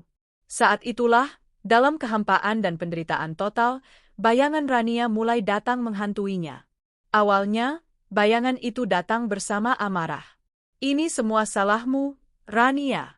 Kalau saja kau tidak sekejam ini, aku tidak akan menderita seperti ini." Ia mengumpat, menyalahkan Rania atas nasibnya, seolah-olah Ranialah yang memaksanya berselingkuh dan merencanakan pengkhianatan. Namun, seiring berjalannya waktu, seiring tubuhnya yang semakin lemah dan pikirannya yang semakin jernih karena kelaparan, hantu Rania berubah wujud. Ia tidak lagi datang sebagai sosok penjahat, melainkan sebagai gema dari semua kebaikan yang telah ia sia-siakan. Suatu malam, saat demam ringan mulai menyerangnya, membuatnya gemetar tak terkendali di bawah jembatan yang dingin, sebuah ingatan muncul dengan begitu jelas. Ingatan tentang 3 tahun lalu, saat ia terkena demam berdarah dan harus dirawat di rumah sakit selama seminggu. Rania tidak pernah meninggalkan sisinya. Ia tidur di sofa kecil yang tidak nyaman di kamar rumah sakit, menyuapinya bubur saat ia tak punya tenaga untuk makan, mengompres dahinya sepanjang malam, dan membisikkan kata-kata penyemangat saat ia merasa putus asa. Rania merawatnya dengan kesabaran dan cinta yang tak terbatas. Baskara meringkuk lebih erat, memeluk lututnya, mencoba mencari kehangatan yang tidak ada. Di sini, di bawah jembatan yang dingin dan kotor ini, tak ada tangan lembut yang mengompres dahinya. Tak ada bubur hangat, tak ada bisikan cinta. Hanya ada kesunyian yang dingin dan penyesalan yang membakar. Untuk pertama kalinya, ia tidak menyalahkan Rania. Ia merindukannya. Ia merindukan perawatannya dengan kerinduan yang begitu dalam hingga terasa menyakitkan secara fisik. Di hari lain, saat ia duduk di bangku taman, melihat seorang ayah bermain dengan putrinya, ingatan lain datang menyergap. Ingatan tentang hari saat ia dipromosikan menjadi manajer. Ia pulang dengan membawa kabar gembira itu, dan Rania menyambutnya dengan teriakan bahagia. Rania tidak peduli pada kenaikan gaji atau status baru. Yang ia lihat adalah kebahagiaan di mata suaminya. Malam itu, Rania memasak semua makanan favoritnya, dan mereka merayakannya berdua saja di rumah. Rania menatapnya dengan mata berbinar-binar penuh kebanggaan. Aku selalu tahu kamu bisa, Mas. Aku sangat bangga padamu. Baskara menundukkan kepalanya, menyembunyikan air mata yang tiba-tiba mengalir. Kebanggaan di mata Rania saat itu terasa begitu tulus. Apa yang akan Rania katakan jika melihatnya sekarang? Seorang pengemis dekil yang bahkan tak mampu membeli makanan untuk dirinya sendiri. Ia telah mengambil kebanggaan itu dan melemparkannya ke dalam lumpur. Ia telah menukar kekaguman tulus istrinya dengan puja-puji palsu dari seorang wanita yang hanya menginginkan hartanya. Semakin banyak ia berpikir, semakin banyak kepingan puzzle yang jatuh pada tempatnya, membentuk sebuah gambaran mengerikan tentang kebodohannya sendiri. Ia teringat bagaimana Rania selalu cermat dalam mengelola keuangan. Ranialah yang mendorongnya untuk membeli rumah, berinvestasi di reksadana, dan menyiapkan dana pensiun. Baskara sering mengejeknya, menyebutnya pelit dan tidak bisa menikmati hidup. Ia menginginkan mobil sport, jam tangan mewah, liburan impulsif, semua hal yang kini ia sadari hanyalah simbol kosong dari status. Rania, dengan kebijaksanaannya yang tenang, sedang membangun sebuah benteng untuk masa depan mereka. Sebuah benteng yang dengan bodohnya ia hancurkan dari dalam demi kesenangan sesaat. Nikmati saja hidup, Ran. Uang bisa dicari, begitu ia pernah berkata dengan sombong. Sekarang, kata-kata itu kembali untuk menamparnya. Di sini, di jalanan Paris, ia belajar pelajaran paling pahit tentang nilai uang dan nilai dari seseorang yang tulus mencintaimu. Ingatan yang paling menyakitkan adalah ingatan tentang hal-hal kecil. Cara Rania membuatkan kopi untuknya setiap pagi, persis seperti yang ia suka. Cara Rania akan tertawa geli saat mereka menonton film komedi di sofa pada hari Minggu. Cara Rania akan memijat pundaknya setelah ia pulang kerja, tanpa pernah diminta. Kehidupan mereka mungkin tidak semewah dan semenggairahkan petualangannya dengan Luna, tapi kehidupan itu nyata. Penuh dengan kehangatan, kenyamanan, dan cinta yang tulus. Sebuah surga kecil yang ia anggap sebagai neraka yang membosankan. Kini, ia akan memberikan apa saja untuk bisa kembali ke neraka yang membosankan itu. Ia rela menukar semua sampahnya mahal dan malam-malam penuh gairah palsu dengan Luna hanya untuk secangkir kopi buatan Rania. Penyesalan itu datang seperti banjir bandang, menenggelamkan sisa-sisa terakhir dari amarah dan pembelaan dirinya. Ia tidak lagi menyalahkan Rania. Ia tidak lagi menyalahkan Luna. Ia hanya bisa menyalahkan dirinya sendiri. Kesombongannya, keserakahannya, nafsunya yang tak terkendali. Ia melihat dirinya dengan jelas untuk pertama kalinya. Seorang pria lemah yang menghancurkan wanita baik yang mencintainya, hanya untuk memuaskan egonya yang rapuh. Pada suatu senja, setelah hampir 2 minggu hidup di jalanan, ia menemukan dirinya berdiri di tepi sungai Seine, tidak jauh dari Katedral Notre Dame yang sebagian masih dalam perbaikan. Lampu-lampu jembatan Pont de l'Arche mulai menyala, menebarkan cahaya keemasan di atas permukaan air yang gelap. Paris di senja hari begitu indah, keindahan yang puitis dan menusuk hati. Ia menatap pantulan dirinya di air. Wajah tirus, mata yang kosong, rambut yang gimbal, pakaian yang compang-camping. Ia bukan hanya tampak seperti orang lain, ia telah menjadi orang lain. Ia telah menjadi perwujudan dari semua kebusukan yang ada di dalam hatinya. Saat itulah, kehancurannya menjadi total dan final. Ia jatuh berlutut di atas bebatuan di tepi sungai, tak peduli pada orang-orang yang melewatinya. Isak tangis yang telah ia tahan selama berhari-hari akhirnya pecah. Ia menangis terseduh-seduh, tangisan seorang anak kecil yang tersesat dan putus asa. Ia menangis bukan karena lapar atau dingin. Ia menangis bukan karena kehilangan harta atau ditinggalkan selingkuhannya. Ia menangis karena ia akhirnya mengerti apa yang telah ia hilangkan. Ia telah kehilangan satu-satunya hal yang paling berharga dalam hidupnya. Ia telah kehilangan Rania. Rana? Maafkan aku, Rana? Bisiknya berulang kali pada air sungai yang mengalir, suaranya parau dan pecah. Kata-kata itu bukan lagi permohonan agar penderitaannya berakhir. Kata-kata itu adalah pengakuan dosa dari jiwa yang hancur. Gema penyesalannya yang tulus akhirnya lahir di tepi sungai Seine, di bawah bayang-bayang menara gereja yang agung, disaksikan oleh langit Paris yang berubah menjadi ungu. Penyesalan itu tidak memberinya kelegaan, hanya rasa sakit yang lebih dalam dan lebih jujur. Tapi dari dasar rasa sakit itulah, sebuah pemikiran baru yang nekat mulai terbentuk. Ia harus bicara pada Rania. Bukan untuk meminta uang, bukan untuk meminta tiket pulang. Ia hanya ingin Rania mendengar penyesalannya, bahkan jika itu adalah hal terakhir yang pernah ia lakukan. Penyesalan, Baskara kini menyadari, adalah sejenis racun yang bekerja dengan cara yang aneh.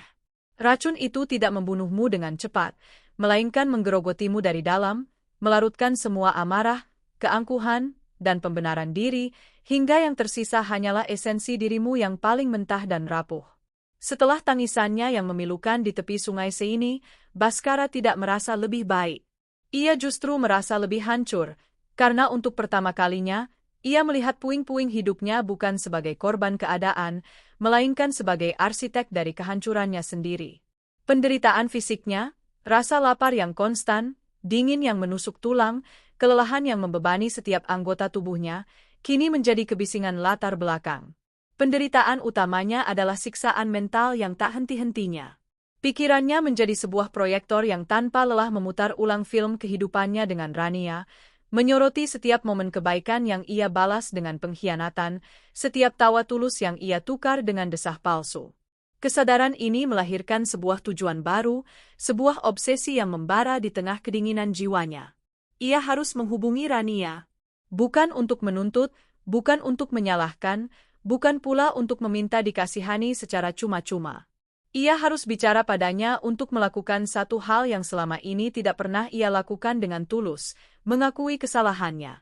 Ia merasa seperti seorang pendosa di ambang kematian yang putus asa mencari pengakuan dosa terakhir. Pesan itu harus sampai pada Rania, bahkan jika setelah itu ia harus mati di jalanan Paris ini. Namun, di neraka dunia yang ia tinggali sekarang, tugas sederhana seperti mengirim pesan adalah sebuah misi yang nyaris mustahil. Ponselnya sudah mati total sejak seminggu yang lalu, tak lebih dari sepotong kaca dan logam yang tak berguna. Ia tidak punya uang sepeser pun untuk membeli pulsa, apalagi pergi ke warung internet. Harapan terasa begitu jauh, terpisah oleh jurang kemiskinan yang ia gali sendiri. Pagi berikutnya, didorong oleh tekad nekatnya, ia memulai pencariannya. Target pertamanya adalah sebuah toko elektronik besar di Boulevard Haussmann. Dengan merapikan rambutnya yang gimbal sebisanya dan mencoba berjalan dengan sisa-sisa wibawa yang bisa ia kerahkan, ia melangkah masuk. Matanya langsung tertuju pada deretan ponsel pintar terbaru yang dipajang untuk dicoba. Jantungnya berdebar kencang. Ini kesempatannya. Ia berpura-pura menjadi pelanggan, mengambil salah satu ponsel, menggeser-geser layarnya dengan gerakan yang ia harap terlihat wajar. Seorang pramuniaga muda dengan tatapan waspada langsung mendekatinya. Puis-je vous aider, monsieur? Bisa saya bantu, tuan? Yes. Saya hanya lihat-lihat, jawab Baskara, mencoba tersenyum. Senyum itu terasa kaku dan mengerikan di wajahnya yang tirus dan kotor. Ia dengan cepat membuka browser di ponsel pajangan itu, jemarinya yang gemetar dan kotor terasa canggung di atas layar yang bersih mengilap. Ia mengetik alamat situs media sosialnya. Halaman login muncul. Ia baru saja akan memasukkan nama pengguna saat pramuniaga itu berbicara lagi, kali ini nadanya lebih tegas. Monsieur, ponsel ini hanya untuk mencoba fitur, bukan untuk penggunaan pribadi. Jika Anda tidak berminat membeli, saya mohon Anda tidak menggunakannya. Bau badannya yang tidak mandi berhari-hari, ditambah penampilannya yang seperti gelandangan, telah mengkhianatinya. Dua orang petugas keamanan berbadan tegap kini berjalan mendekat, tatapan mereka dingin dan tanpa kompromi. Rasa malu yang panas menjalari wajah Baskara. Tanpa menunggu diusir secara verbal, Ia meletakkan ponsel itu dan bergegas keluar dari toko, diiringi oleh tatapan menghina dari staf dan beberapa pelanggan. Penghinaan itu terasa lebih menyakitkan daripada rasa lapar. Ia bukan lagi bagian dari dunia mereka. Ia adalah seorang penyusup, seorang paria. Gagal dan semakin putus asa, ia berjalan tanpa tujuan, menyeret kakinya yang berat. Saat itulah ia melewati sebuah bangunan besar yang tampak tenang dan terhormat. Di atas pintunya tertera tulisan, Bibliotheque Publique, perpustakaan umum. Sebuah ide cemerlang menyambar benaknya. Perpustakaan. Tentu saja. Di sana pasti ada akses internet gratis untuk publik. Harapan yang baru tumbuh itu memberinya kekuatan. Perpustakaan itu menjadi mercusuar di tengah lautan keputusasaannya. Perjalanan menuju pintu masuknya terasa seperti sebuah ziarah suci. Ia ragu-ragu sejenak di depan pintu kaca yang besar, khawatir penampilannya akan membuatnya diusir lagi. Namun, ia melihat berbagai macam orang keluar masuk, pelajar, pensiunan, dan beberapa orang lain yang penampilannya tidak jauh lebih baik darinya. Mengumpulkan segenap keberaniannya, ia pun melangkah masuk. Dunia di dalam perpustakaan adalah antitesis dari kehidupannya di jalanan. Hangat, bersih, dan sunyi. Aroma buku-buku tua dan kertas terasa menenangkan. Orang-orang berbicara dalam bisikan, bergerak dengan perlahan. Di sini, ia tidak disambut dengan tatapan curiga, hanya ketidakpedulian yang sopan. Untuk pertama kalinya dalam beberapa minggu, ia merasa aman. Ia merasa seperti manusia lagi. Ia menemukan bagian komputer umum. Ada beberapa orang yang sedang menggunakannya, dan ia harus mengambil nomor antrean. Saat menunggu, kecemasannya memuncak. Apa yang akan ia tulis? Bagaimana ia harus memulainya? Setelah penantian yang terasa seperti seabad, gilirannya pun tiba. Ia duduk di depan layar komputer, tangannya yang kotor tampak kontras dengan papan ketik berwarna putih gading. Jantungnya berdebum keras di dadanya. Ia masuk ke akun media sosialnya. Notifikasi yang tak terbaca selama berminggu-minggu membanjiri layarnya, tapi ia mengabaikannya. Hal pertama yang ia lihat adalah beranda utamanya, sebuah jendela menyakitkan ke dunia yang telah ia tinggalkan. Foto teman lamanya, Bima, sedang berlibur di Jepang bersama keluarganya, tersenyum bahagia di depan kuil emas. Unggahan dari rekan kerjanya yang merayakan ulang tahun putrinya. Semua orang melanjutkan hidup mereka, penuh dengan tawa, cinta, dan pencapaian. Normalitas mereka terasa begitu brutal. Dengan tangan gemetar, ia membuka jendela percakapan. Ia tidak akan menghubungi Rania dulu. Terlalu menakutkan. Ia akan mencoba menghubungi teman-temannya terlebih dahulu. Tentu salah satu dari mereka mau menolong. Ia memilih 3 nama, Bima, Adi, dan Rian. Mereka adalah lingkar terdalamnya, teman-teman yang biasa ia ajak minum, bermain golf, dan membual tentang pencapaian masing-masing. Kepada Bima, ia menulis, Bim, bro, maaf ganggu liburan lo. Gue lagi ada masalah besar di Paris. Dompet dan HP gue hilang, gue terdampar di sini. Bisa tolong pinjami gue uang buat beli tiket pulang? Nanti gue ganti secepatnya. Kepada Adi, ia menulis pesan yang serupa, menambahkan sedikit drama. Gawat. Gue butuh pertolongan. Gue sendirian di Paris tanpa uang sepeser pun. Ceritanya panjang. Bisa bantu gue dulu? Berapapun sangat berarti. Ia mengirim pesan-pesan itu dan menunggu, matanya terpaku pada layar. Indikator waktu di sudut layar mengingatkannya bahwa ia hanya punya waktu 30 menit. Menit-menit berlalu seperti tetesan air yang lambat. 5 menit. 10 menit. Ia melihat tanda centang biru di sebelah pesannya untuk Bima. Dibaca. Tapi tidak ada balasan. Hatinya mencelos. Kemudian, pesan untuk Adi juga menunjukkan status, dibaca. Tetap hening. Kepanikan mulai menjalari dirinya. Apakah mereka tidak percaya? Apakah mereka pikir akunnya diretas?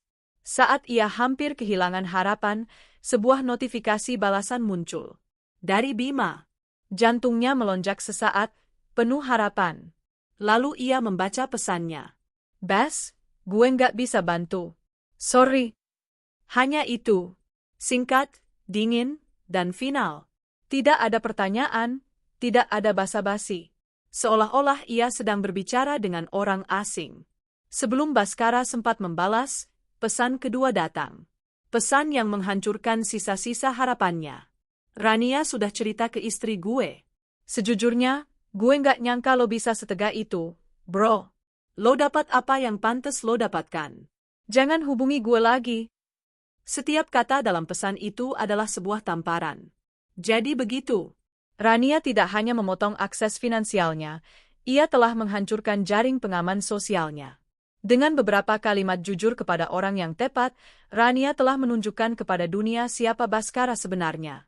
Ia bukan hanya bangkrut secara finansial, ia bangkrut secara moral. Ia adalah paria. Teman-teman yang dulu menepuk punggungnya kini telah berbalik badan, meninggalkannya sendirian menghadapi akibat dari perbuatannya. Waktu di komputernya tinggal 10 menit. Tak ada lagi tempat untuk lari. Tak ada lagi orang lain untuk dihubungi. Hanya ada satu nama yang tersisa. Rania Adhitama. Ia membuka jendela percakapan dengan istrinya. Foto profil Rania adalah foto yang ia ambil saat mereka berlibur di Lombok beberapa tahun lalu. Rania tersenyum, matanya menyipit karena silaunya matahari, latar belakangnya adalah laut biru yang jernih. Senyum yang tulus, bahagia, dan penuh cinta. Senyum yang telah ia hancurkan. Jari-jarinya melayang di atas papan ketik, gemetar hebat. Apa yang harus ia katakan? Meminta maaf terasa begitu dangkal. Menjelaskan terasa seperti mencari pembenaran. Ia memutuskan untuk melakukan satu-satunya hal yang tersisa, mengatakan kebenaran. Kebenaran yang brutal dan memalukan dari neraka yang ia alami. Ia mulai mengetik, kata-kata mengalir keluar dari jari-jarinya seperti nanah dari luka yang terinfeksi. Rania, ia memulai, aku tidak tahu apakah kamu akan membaca ini, atau apakah kamu akan langsung menghapusnya.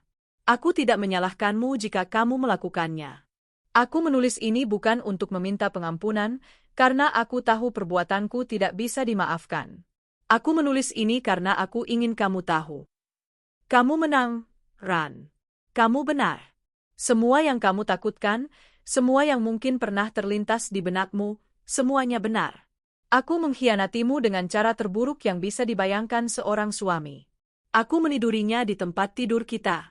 Aku menghamburkan uang hasil jerih payah ayahmu untuk membelikannya kemewahan. Aku dan dia bahkan berencana untuk mengambil semuanya darimu dan meninggalkanmu tanpa apa-apa.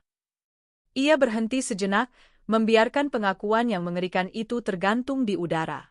Mengetiknya membuat perutnya terasa mual, tetapi ia harus melanjutkannya. Karma itu nyata, Ran. Aku sekarang merasakannya di setiap tarikan napasku. Rencanamu berhasil dengan sempurna. Semua kartuku diblokir sejak aku mendarat. Aku dan Luna diusir dari hotel mewah yang kita pesan. Kita berakhir di penginapan kumuh, lalu di jalanan. Aku sudah hidup sebagai gelandangan selama hampir 3 minggu. Aku tidur di bawah jembatan, di lorong-lorong kotor. Aku sudah lupa rasanya mandi air hangat atau tidur di atas kasur. Aku makan dari tempat sampah, Ran. Kemarin, aku memungut sisa roti yang dibuang orang, dan aku memakannya sambil menangis karena itu adalah makanan pertama yang masuk ke perutku dalam 2 hari. Dan Luna dia meninggalkanku. Dia tidak tahan hidup menderita. Dia pergi bersama seorang pria tua kaya yang ia temui di jalan. Dia menukarku dengan sebuah mantel hangat dan makanan enak. Ternyata, dia sama sepertiku. Dia hanya menginginkan uang. Semua cinta yang aku kira nyata, ternyata sama palsunya dengan diriku. Air mata mulai mengaburkan pandangannya, menetes ke atas papan ketik. Setiap malam saat aku mencoba tidur dalam kedinginan, yang terbayang hanyalah kamu. Aku teringat caramu merawatku saat aku sakit. Aku teringat masakanmu. Aku teringat tawamu. Aku teringat semua hal kecil yang dulu aku anggap membosankan, dan sekarang aku sadar bahwa hal-hal itu adalah surga yang telah aku buang. Aku menukar berlian sepertimu dengan pecahan kaca yang tajam, dan sekarang pecahan-pecahan itu menusukku sampai mati. Aku hancur, Ran. Hancur total. Aku tidak punya apa-apa lagi. Tidak ada teman, tidak ada harga diri, tidak ada harapan. Setiap hari adalah siksaan, dan sejujurnya, ada saat-saat di mana aku berpikir lebih baik mati saja di sini. Waktu di layar menunjukkan tinggal 1 menit. Ia harus segera menyelesaikannya. Sekali lagi, aku tidak meminta maaf agar kamu memaafkanku. Aku meminta maaf karena kamu pantas mendengarnya. Maafkan aku, Rania. Maafkan aku karena telah menjadi suami terburuk di dunia. Maafkan aku karena telah menghancurkan hatimu dan meludahi semua kebaikanmu. Aku punya satu permohonan terakhir. Bukan sebagai suamimu, tapi sebagai manusia yang memohon belas kasihan pada manusia lain. Aku tidak minta untuk kembali. Aku hanya ingin pulang. Aku tidak sanggup mati di sini sebagai pengemis tanpa nama. Tolong, pinjami aku uang untuk tiket pesawat termurah untuk pulang ke Jakarta. Aku bersumpah akan membayarnya kembali, bahkan jika aku harus bekerja sebagai kuli seumur hidupku. Aku hanya ingin menghadapi hukumanku di tanah kelahiranku sendiri. Apapun jawabanmu, aku akan menerimanya. Terima kasih sudah pernah mencintaiku. Baskara. Dengan napas yang tercekat, jarinya yang gemetar melayang di atas tombol, kirim. Ini dia. Sebuah botol berisi pesan putus asa yang ia lemparkan dari pulaunya yang terpencil, berharap ombak akan membawanya ke pantai yang tepat. Ia tidak tahu apa yang menanti di seberang sana, tsunami amarah, keheningan yang dingin, atau mungkin secercah keajaiban yang mustahil. Ia menekan tombol itu. Tepat pada saat itu, layar komputernya menjadi biru, menandakan waktunya telah habis. Sesi telah berakhir. Ia diusir secara paksa dari dunia digital, kembali terlempar ke realitasnya yang sunyi. Seorang petugas perpustakaan menepuk pundaknya dengan lembut. Tes fini, monsieur. Sudah selesai, Tuan. Baskara bangkit dari kursinya dengan kaki yang terasa seperti jeli. Ia berjalan keluar dari kehangatan perpustakaan, kembali ke jalanan Paris yang mulai remang-remang. Udara sore terasa lebih dingin dari sebelumnya. Pesan itu telah terkirim. Pengakuan dosanya kini melayang di angkasa digital, menuju satu-satunya orang yang berkuasa atas nasibnya. Sekarang, yang bisa ia lakukan hanyalah menunggu. Menunggu jawaban dari surga, atau vonis terakhir dari neraka yang ia ciptakan sendiri. Sementara Baskara menjalani transformasinya menjadi hantu di jalanan Paris, Rania di Jakarta sedang mengalami kebangkitan. 3 minggu pertama setelah Baskara pergi adalah periode detoksifikasi emosional yang aneh. Rumah megah yang tadinya terasa seperti mausoleum dingin perlahan kembali menjadi miliknya. Ia memulai dengan hal-hal kecil. Ia membuang semua sisa-sisa kehadiran Luna, beberapa helai rambut di kamar mandi tamu, aroma parfum asing yang samar-samar, membersihkannya dengan semangat ritualistik, seolah sedang mengusir roh jahat. Kemudian, ia menurunkan foto pernikahan mereka yang besar dari dinding ruang keluarga. Ia tidak menghancurkannya dalam ledakan amarah. Ia hanya membungkusnya dengan hati-hati menggunakan kain hitam dan menyimpannya di gudang tergelap, menguburnya bersama 10 tahun ilusi yang telah ia jalani. Di tempatnya, ia menggantungkan sebuah lukisan abstrak karya seniman muda Indonesia yang penuh dengan sapuan warna biru, hijau, dan emas yang berani. Lukisan itu melambangkan kekacauan dan keindahan, badai dan ketenangan setelahnya. Lukisan itu adalah cerminan jiwanya saat ini. Ia mengisi keheningan rumah bukan dengan tangisan, melainkan dengan musik. Musik jazz yang menenangkan di pagi hari, lagu-lagu pop yang memberinya semangat saat ia berolahraga, dan alunan klasik yang menemaninya membaca di malam hari. Ia mulai memasak lagi, bukan untuk melayani seorang suami yang tak tahu berterima kasih, tetapi untuk dirinya sendiri. Ia menemukan kembali kegembiraan dalam mencoba resep-resep baru, menikmati setiap suapan makanan yang ia ciptakan dengan tangannya sendiri. Setiap tindakan sederhana, menyiram tanaman, mengatur ulang perabotan, tidur menyamping di tengah ranjang king size mereka, adalah sebuah proklamasi kemerdekaan.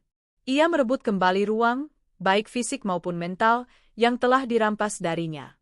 Tentu saja, ada saat-saat di mana rasa sakit itu kembali menyergapnya tanpa peringatan. Saat ia tak sengaja menemukan kemeja lama Baskara di bagian belakang lemari, atau saat sebuah lagu di radio mengingatkannya pada kencan pertama mereka. Pada saat-saat seperti itu, ia membiarkan dirinya merasakan kesedihan itu, mengakuinya, tetapi ia tidak lagi membiarkan dirinya tenggelam. Ia akan menarik napas dalam-dalam, menelepon sahabatnya, Dita, atau pergi ke gym untuk melampiaskan emosinya pada mesin treadmill. Ia belajar bahwa kekuatan sejati bukanlah tentang tidak pernah jatuh, melainkan tentang seberapa cepat kau bisa bangkit kembali. Pengacaranya, Pak Tirta, bergerak dengan efisiensi yang mengagumkan. Gugatan cerai telah didaftarkan dengan tuduhan perzinaan dan penggelapan aset. Bukti-bukti yang dikumpulkan oleh detektif swasta lebih dari cukup untuk memastikan kemenangan mutlak di pihaknya. Ia juga mulai mengambil alih kembali kendali penuh atas perusahaan warisan ayahnya, posisi yang selama ini ia percayakan sebagian besar kepada Baskara. Ia menemukan beberapa kejanggalan dalam laporan keuangan, biaya representasi yang membengkak dan proyek-proyek fiktif skala kecil yang dananya jelas telah dialihkan. Pengkhianatan Baskara ternyata jauh lebih dalam dan sistematis dari yang ia bayangkan. Setiap penemuan baru memadamkan sisa-sisa terakhir dari rasa iba yang mungkin masih ia miliki. Suatu sore, saat ia sedang meninjau laporan keuangan di ruang kerjanya yang menghadap ke taman belakang yang asri, sebuah notifikasi pesan muncul di layar laptopnya. Dari Baskara. Hatinya berhenti berdetak sesaat. Ini adalah kontak pertama sejak ia mengantar pria itu ke bandara, menuju kejatuhannya. Selama berminggu-minggu ia bertanya-tanya, membayangkan apa yang terjadi di seberang dunia sana. Ia tahu rencananya pasti berhasil, tetapi ia tidak tahu sejauh apa dampaknya. Jantungnya berdebar kencang saat ia mengarahkan kursor ke notifikasi itu. Ada campuran antara rasa takut, penasaran, dan sekelumit kepuasan yang kelam. Dengan sekali klik, pesan panjang Baskara memenuhi layarnya. Ia mulai membaca. Kalimat pertama, "Aku tidak tahu apakah kamu akan membaca ini," membuatnya mendengus sinis. Tentu saja ia akan membacanya. Ia telah menunggu momen ini.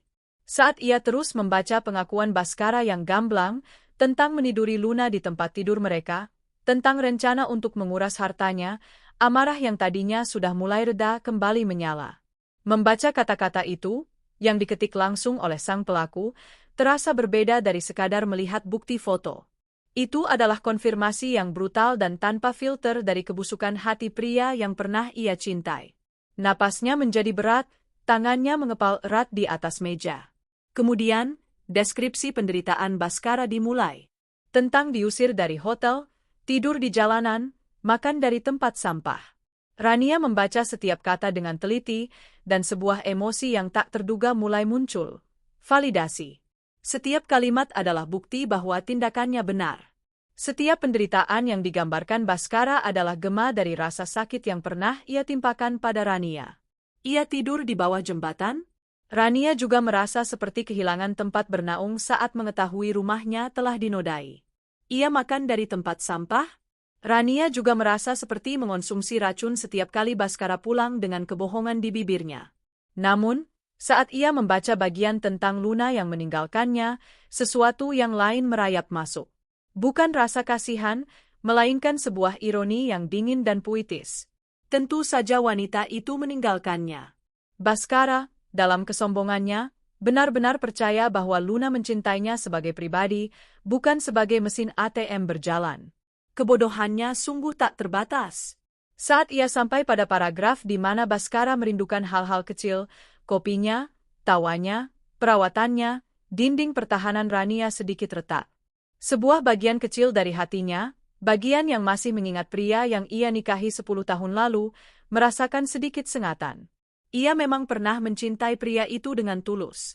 Ia pernah merawatnya dengan sepenuh hati.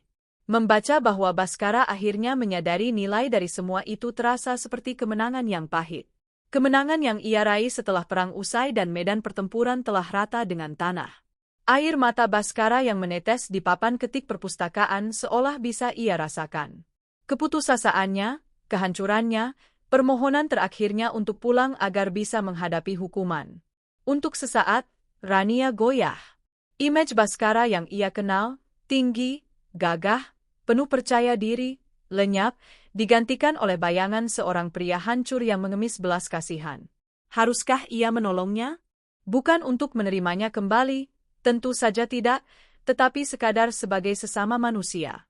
Membiarkannya mati di jalanan Paris terasa kejam. Ia bangkit dari kursinya, berjalan mondar-mandir di ruang kerjanya. Jantungnya berdebat dengan otaknya. Hatinya berkata, dia sudah mendapatkan pelajarannya. Tunjukkan belas kasihan. Otaknya menjawab dengan dingin, belas kasihan adalah kemewahan yang tidak pernah ia berikan padamu. Ingat penghinaannya. Ingat rencananya untuk membuatmu melarat. Ingat tawa mereka di punggungmu. Otaknya memenangkan perdebatan itu. Ia duduk kembali di kursinya, membaca ulang pesan Bhaskara sekali lagi. Kali ini, ia membacanya dengan kacamata yang berbeda. Ia melihat manipulasi halus di balik setiap kata-kata penyesalan. Permohonan untuk pulang itu, meskipun dibungkus dengan bahasa yang memelas, pada dasarnya adalah upaya lain untuk membuatnya bertanggung jawab. Bhaskara ingin Rania menjadi penyelamatnya sekali lagi.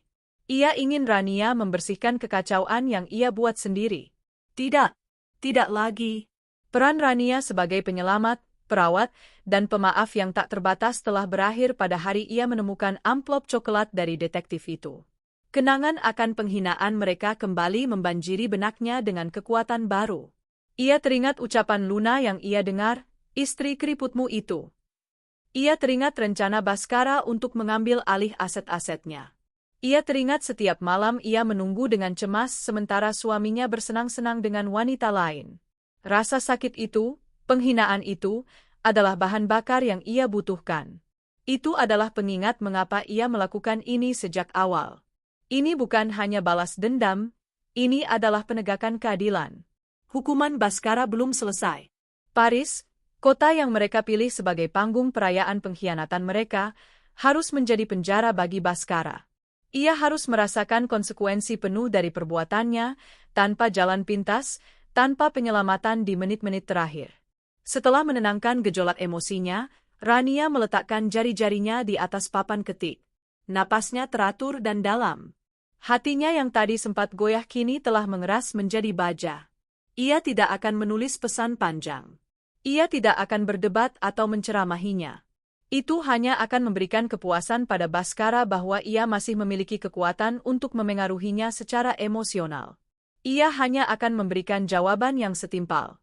Jawaban yang singkat, dingin, dan mematikan. Jawaban yang akan memupuskan harapan terakhir Bhaskara dan meninggalkannya dalam kebekuan total. Ia mulai mengetik. Aku sudah membaca pesanmu. Ia berhenti, membiarkan kalimat pembuka yang netral itu menggantung. Lalu ia melanjutkan. Kamu bilang kamu makan dari tempat sampah dan tidur di bawah jembatan. Aku turut prihatin mendengarnya. Tapi bukankah kamu sendiri yang bilang ingin menikmati hidup?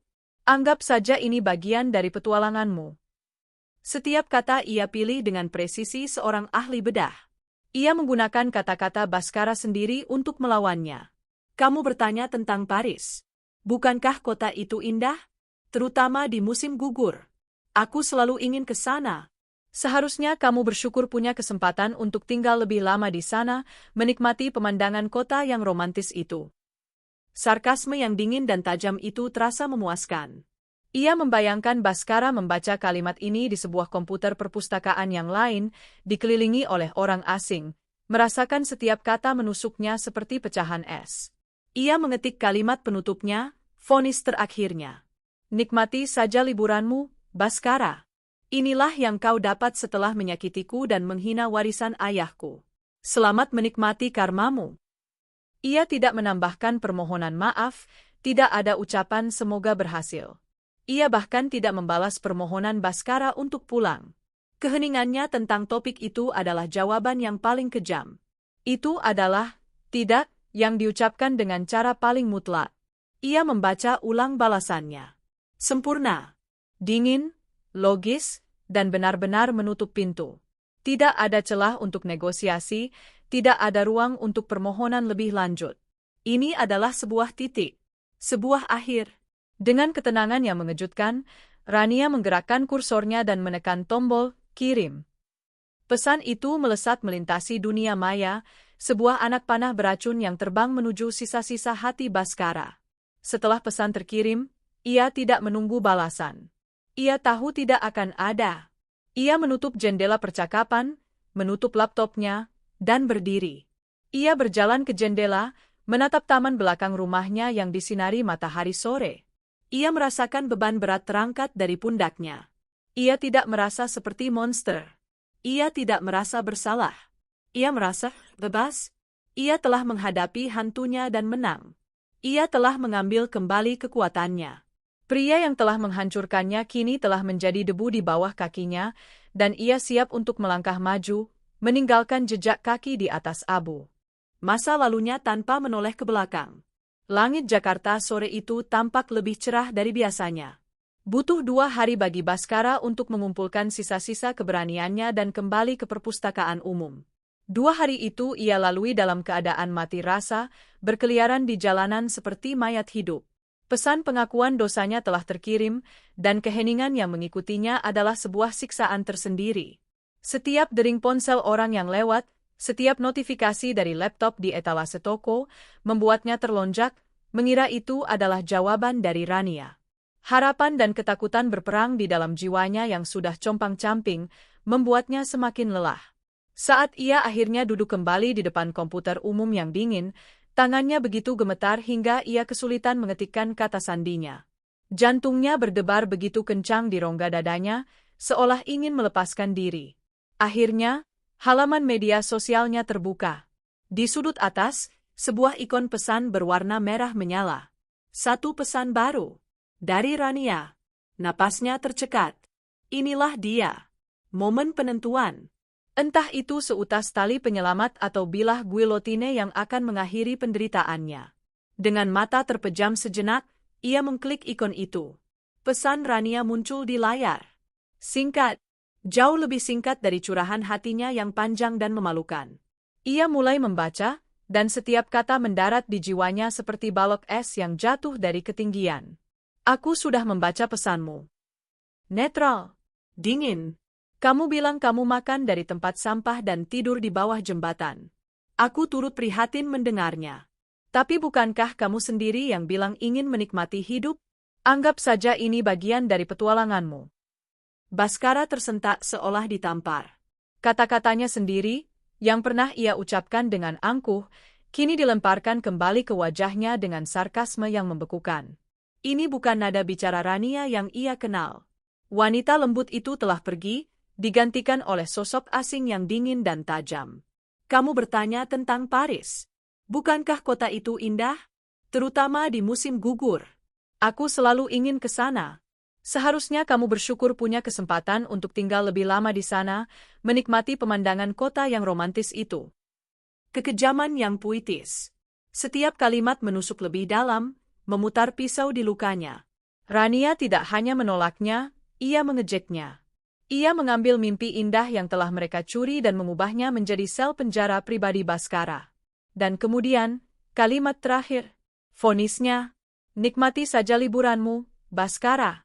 Inilah yang kau dapat setelah menyakitiku dan menghina warisan ayahku.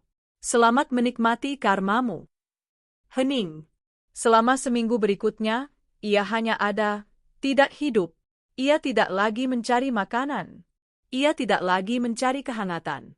Ia hanya duduk di bangku-bangku taman, menatap kosong ke kejauhan, membiarkan waktu melewatinya. Tubuhnya semakin lemah, pikirannya semakin kabur. Kematian tidak lagi tampak menakutkan, melainkan seperti sebuah kelegaan yang damai. Di tengah kabut keputusasaan itulah, sebuah pikiran terakhir yang rasional berhasil menembus. Kedutaan. Kenapa ia tidak memikirkan itu sebelumnya? Kedutaan Besar Republik Indonesia. Tempat terakhir bagi warga negara yang terdampar. Itu bukan harapan untuk rekonsiliasi atau pengampunan. Itu adalah harapan paling primitif untuk sekadar bertahan hidup dan pulang. Dengan sisa-sisa tenaga terakhirnya, didorong oleh insting bertahan hidup yang paling dasar, ia bertanya kepada beberapa orang di jalanan. Setelah beberapa kali diabaikan, seorang wanita tua yang baik hati akhirnya memberinya petunjuk arah ke Rue Kortambert di arondisemen ke-16. Perjalanan ke sana terasa seperti mendaki Gunung Everest. Setiap langkah terasa berat, napasnya tersengal. Saat ia akhirnya tiba di depan gedung berbendera merah putih itu, ia nyaris pingsan. Penampilannya yang seperti gelandangan membuatnya ditahan di gerbang oleh petugas keamanan. Namun, saat ia menunjukkan sisa paspornya yang lecek dan berbicara dalam bahasa Indonesia yang terbata-bata karena bibirnya kering, mereka akhirnya mengizinkannya masuk. Di dalam, ia diperlakukan bukan sebagai warga negara terhormat, melainkan sebagai sebuah masalah administrasi. Ia diinterogasi, Ceritanya dicatat, dan setiap detail diverifikasi. Ia menceritakan semuanya, tanpa menutupi apapun. Kehilangan dompet, kartu diblokir, terdampar. Tentu saja ia menghilangkan bagian tentang perselingkuhan dan pembalasan dendam istrinya. Ia hanya seorang korban nasib sial. Prosesnya tidak cepat dan tidak nyaman. Ia harus tinggal di penampungan sementara yang disediakan oleh sebuah lembaga sosial atas rujukan kedutaan. Di sana, ia bersama imigran lain dan orang-orang terlantar dari berbagai negara. Ia diberi makan bubur hambar dan tidur di ranjang susun yang berderit. Tapi setelah berminggu-minggu di jalanan, tempat itu terasa seperti hotel bintang 5. Setelah melalui birokrasi yang panjang dan memalukan, akhirnya kabar baik itu datang. Pemerintah akan memfasilitasi kepulangannya melalui program deportasi. Ia tidak akan pulang sebagai turis, melainkan sebagai paket yang dikembalikan ke alamat asalnya. Beberapa minggu kemudian, Baskara mendarat di Bandara Soekarno-Hatta. Ia tidak membawa apa-apa selain pakaian sumbangan yang kebesaran dan sebuah surat perjalanan laksana paspor. Koper-koper Louis Vuitton beserta isinya telah ia tinggalkan begitu saja di bawah jembatan Pont Neuf, terlalu lelah dan terlalu malu untuk membawanya. Saat ia melangkah keluar dari terminal kedatangan, hawa panas dan lembab Jakarta menyergapnya seperti selimut basah. Hiruk-pikuk klakson, teriakan para sopir taksi, dan keramaian orang-orang terasa begitu asing dan memekakkan telinga. Ia telah kembali. Tapi ia pulang kemana? Dengan sedikit uang saku yang diberikan pihak kedutaan, ia naik bus damri menuju pusat kota. Tujuannya hanya satu, rumahnya. Rumah Rania. Ia masih memiliki secercah harapan irasional bahwa mungkin saja, Rania akan membukakan pintu untuknya jika melihat betapa hancurnya ia. Namun, saat ia tiba di depan gerbang tinggi rumah mereka, harapan itu musnah seketika. Sebuah gembok baru yang besar dan berkilauan tergantung di sana. Ket rumah tampak lebih segar. Tanaman di taman tampak lebih terawat dari sebelumnya. Rumah itu hidup, tetapi bukan untuknya. Ia menekan bel berkali-kali, namun tak ada jawaban. Dari rumah tetangga, seorang satpam keluar dan menatapnya dengan curiga. "Cari siapa, Pak?" "Saya, ini rumah saya. Saya mau bertemu istri saya, Rania." Satpam itu mengamatinya dari ujung rambut sampai ujung kaki. Ibu Rania sudah pasang gembok baru sebulan lalu. Beliau juga bilang, kalau ada orang seperti Bapak yang mengaku-ngaku suaminya datang, suruh pergi. Kalau tidak, saya disuruh telepon polisi. Polisi? Kata itu menghantamnya seperti batu. Ia kini dianggap sebagai ancaman di rumahnya sendiri. Dengan langkah gontai, ia berbalik dan pergi. Selama beberapa hari ia menggelandang di Jakarta, kota yang dulu menjadi panggung kekuasaannya. Ia akhirnya berhasil menghubungi salah satu sepupunya di kampung, yang dengan enggan setuju meminjaminya sedikit uang untuk menyewa kamar kos kecil dan kumuh di pinggiran Jakarta. Dari sana, ia memulai misinya untuk menemukan Rania. Setelah beberapa kali mencoba dan gagal, ia akhirnya mendapat informasi dari seorang mantan anak buahnya di kantor yang masih menaruh sedikit simpati. Rania sekarang memegang kendali penuh perusahaan dan berkantor di gedung utama. Suatu siang, dengan pakaian terbaik yang bisa ia beli dari pasar loak, ia mendatangi gedung pencakar langit itu. Ia dihentikan di lobi oleh resepsionis. Tentu saja, namanya tidak ada dalam daftar tamu. Tapi Baskara nekat. Ia menunggu di lobi selama berjam-jam, seperti seorang pengemis yang menunggu sedekah. Akhirnya, kesabarannya membuahkan hasil. Menjelang sore, ia melihat sosok Rania keluar dari lift, dikelilingi oleh beberapa stafnya. Jantung Baskara berhenti berdetak. Rania tampak berbeda. Ia memotong rambutnya sebahu, membuatnya tampak lebih segar dan tegas. Ia mengenakan powersuit berwarna biru tua yang membuatnya tampak berwibawa dan sangat cantik. Ia tertawa, sebuah tawa lepas dan percaya diri, menanggapi sesuatu yang dikatakan oleh stafnya. Ia bersinar. Tanpa berpikir, Baskara menerobos maju, mengabaikan teriakan petugas keamanan. "Rania!" Rania berhenti. Tawanya lenyap. Ia menoleh, dan matanya bertemu dengan mata Baskara. Ketenangan di wajahnya sama sekali tidak goyah. Ia hanya menatap Baskara dengan tatapan dingin yang sama seperti yang tertera dalam pesannya. "Tunggu di mobil," katanya pada stafnya, yang segera bubar dengan canggung. Baskara langsung jatuh berlutut di lantai marmer lobi yang dingin. Ia tidak peduli pada puluhan pasang mata yang kini menatap mereka. Air mata yang tidak pernah ia keluarkan di depan siapapun kini mengalir deras. Ran, maafkan aku. Isaknya, suaranya parau. Aku mohon, Ran, beri aku satu kesempatan lagi. Aku akan melakukan apa saja. Aku akan menjadi budakmu seumur hidup. Aku sudah belajar dari kesalahanku. Aku hancur tanpamu. Rania berjalan mendekat, berdiri menjulang di hadapannya. Ia tidak mengulurkan tangan. Ia tidak menunjukkan ekspresi iba. Ia hanya menunggu sampai isak tangis Baskara mereda. Berdiri, Baskara, katanya, suaranya tenang namun tak terbantahkan. Jangan membuat dirimu terlihat lebih menyedihkan lagi. Dengan gemetar, Baskara bangkit berdiri. Rania menatap lurus ke matanya. Aku dengar kamu sudah kembali. Aku melihat permohonan maafmu. Dan aku percaya kamu menyesal. Penderitaan adalah guru yang sangat efektif. Secercah harapan menyala di dada Baskara. Jadi kamu mau memaafkanku? Rania tersenyum tipis. Senyum yang tidak mencapai matanya. Aku sudah memaafkan perbuatanmu, Baskara. Tapi aku tidak akan pernah melupakan siapa dirimu. Memaafkan adalah untuk ketenanganku, bukan untuk memberimu kesempatan kedua. Tapi, Ran, tidak ada, kita, potong Rania, suaranya tetap tenang namun mematikan. Pria yang aku nikahi sudah mati. Kau membunuhnya saat kau memutuskan untuk mengkhianatiku. Yang berdiri di hadapanku sekarang adalah orang asing yang membawa kenangan buruk. Bab tentangmu dalam hidupku sudah selesai. Aku sudah menutup bukunya, dan aku tidak punya niat sedikit pun untuk membacanya kembali. Ia melangkah melewati Baskara.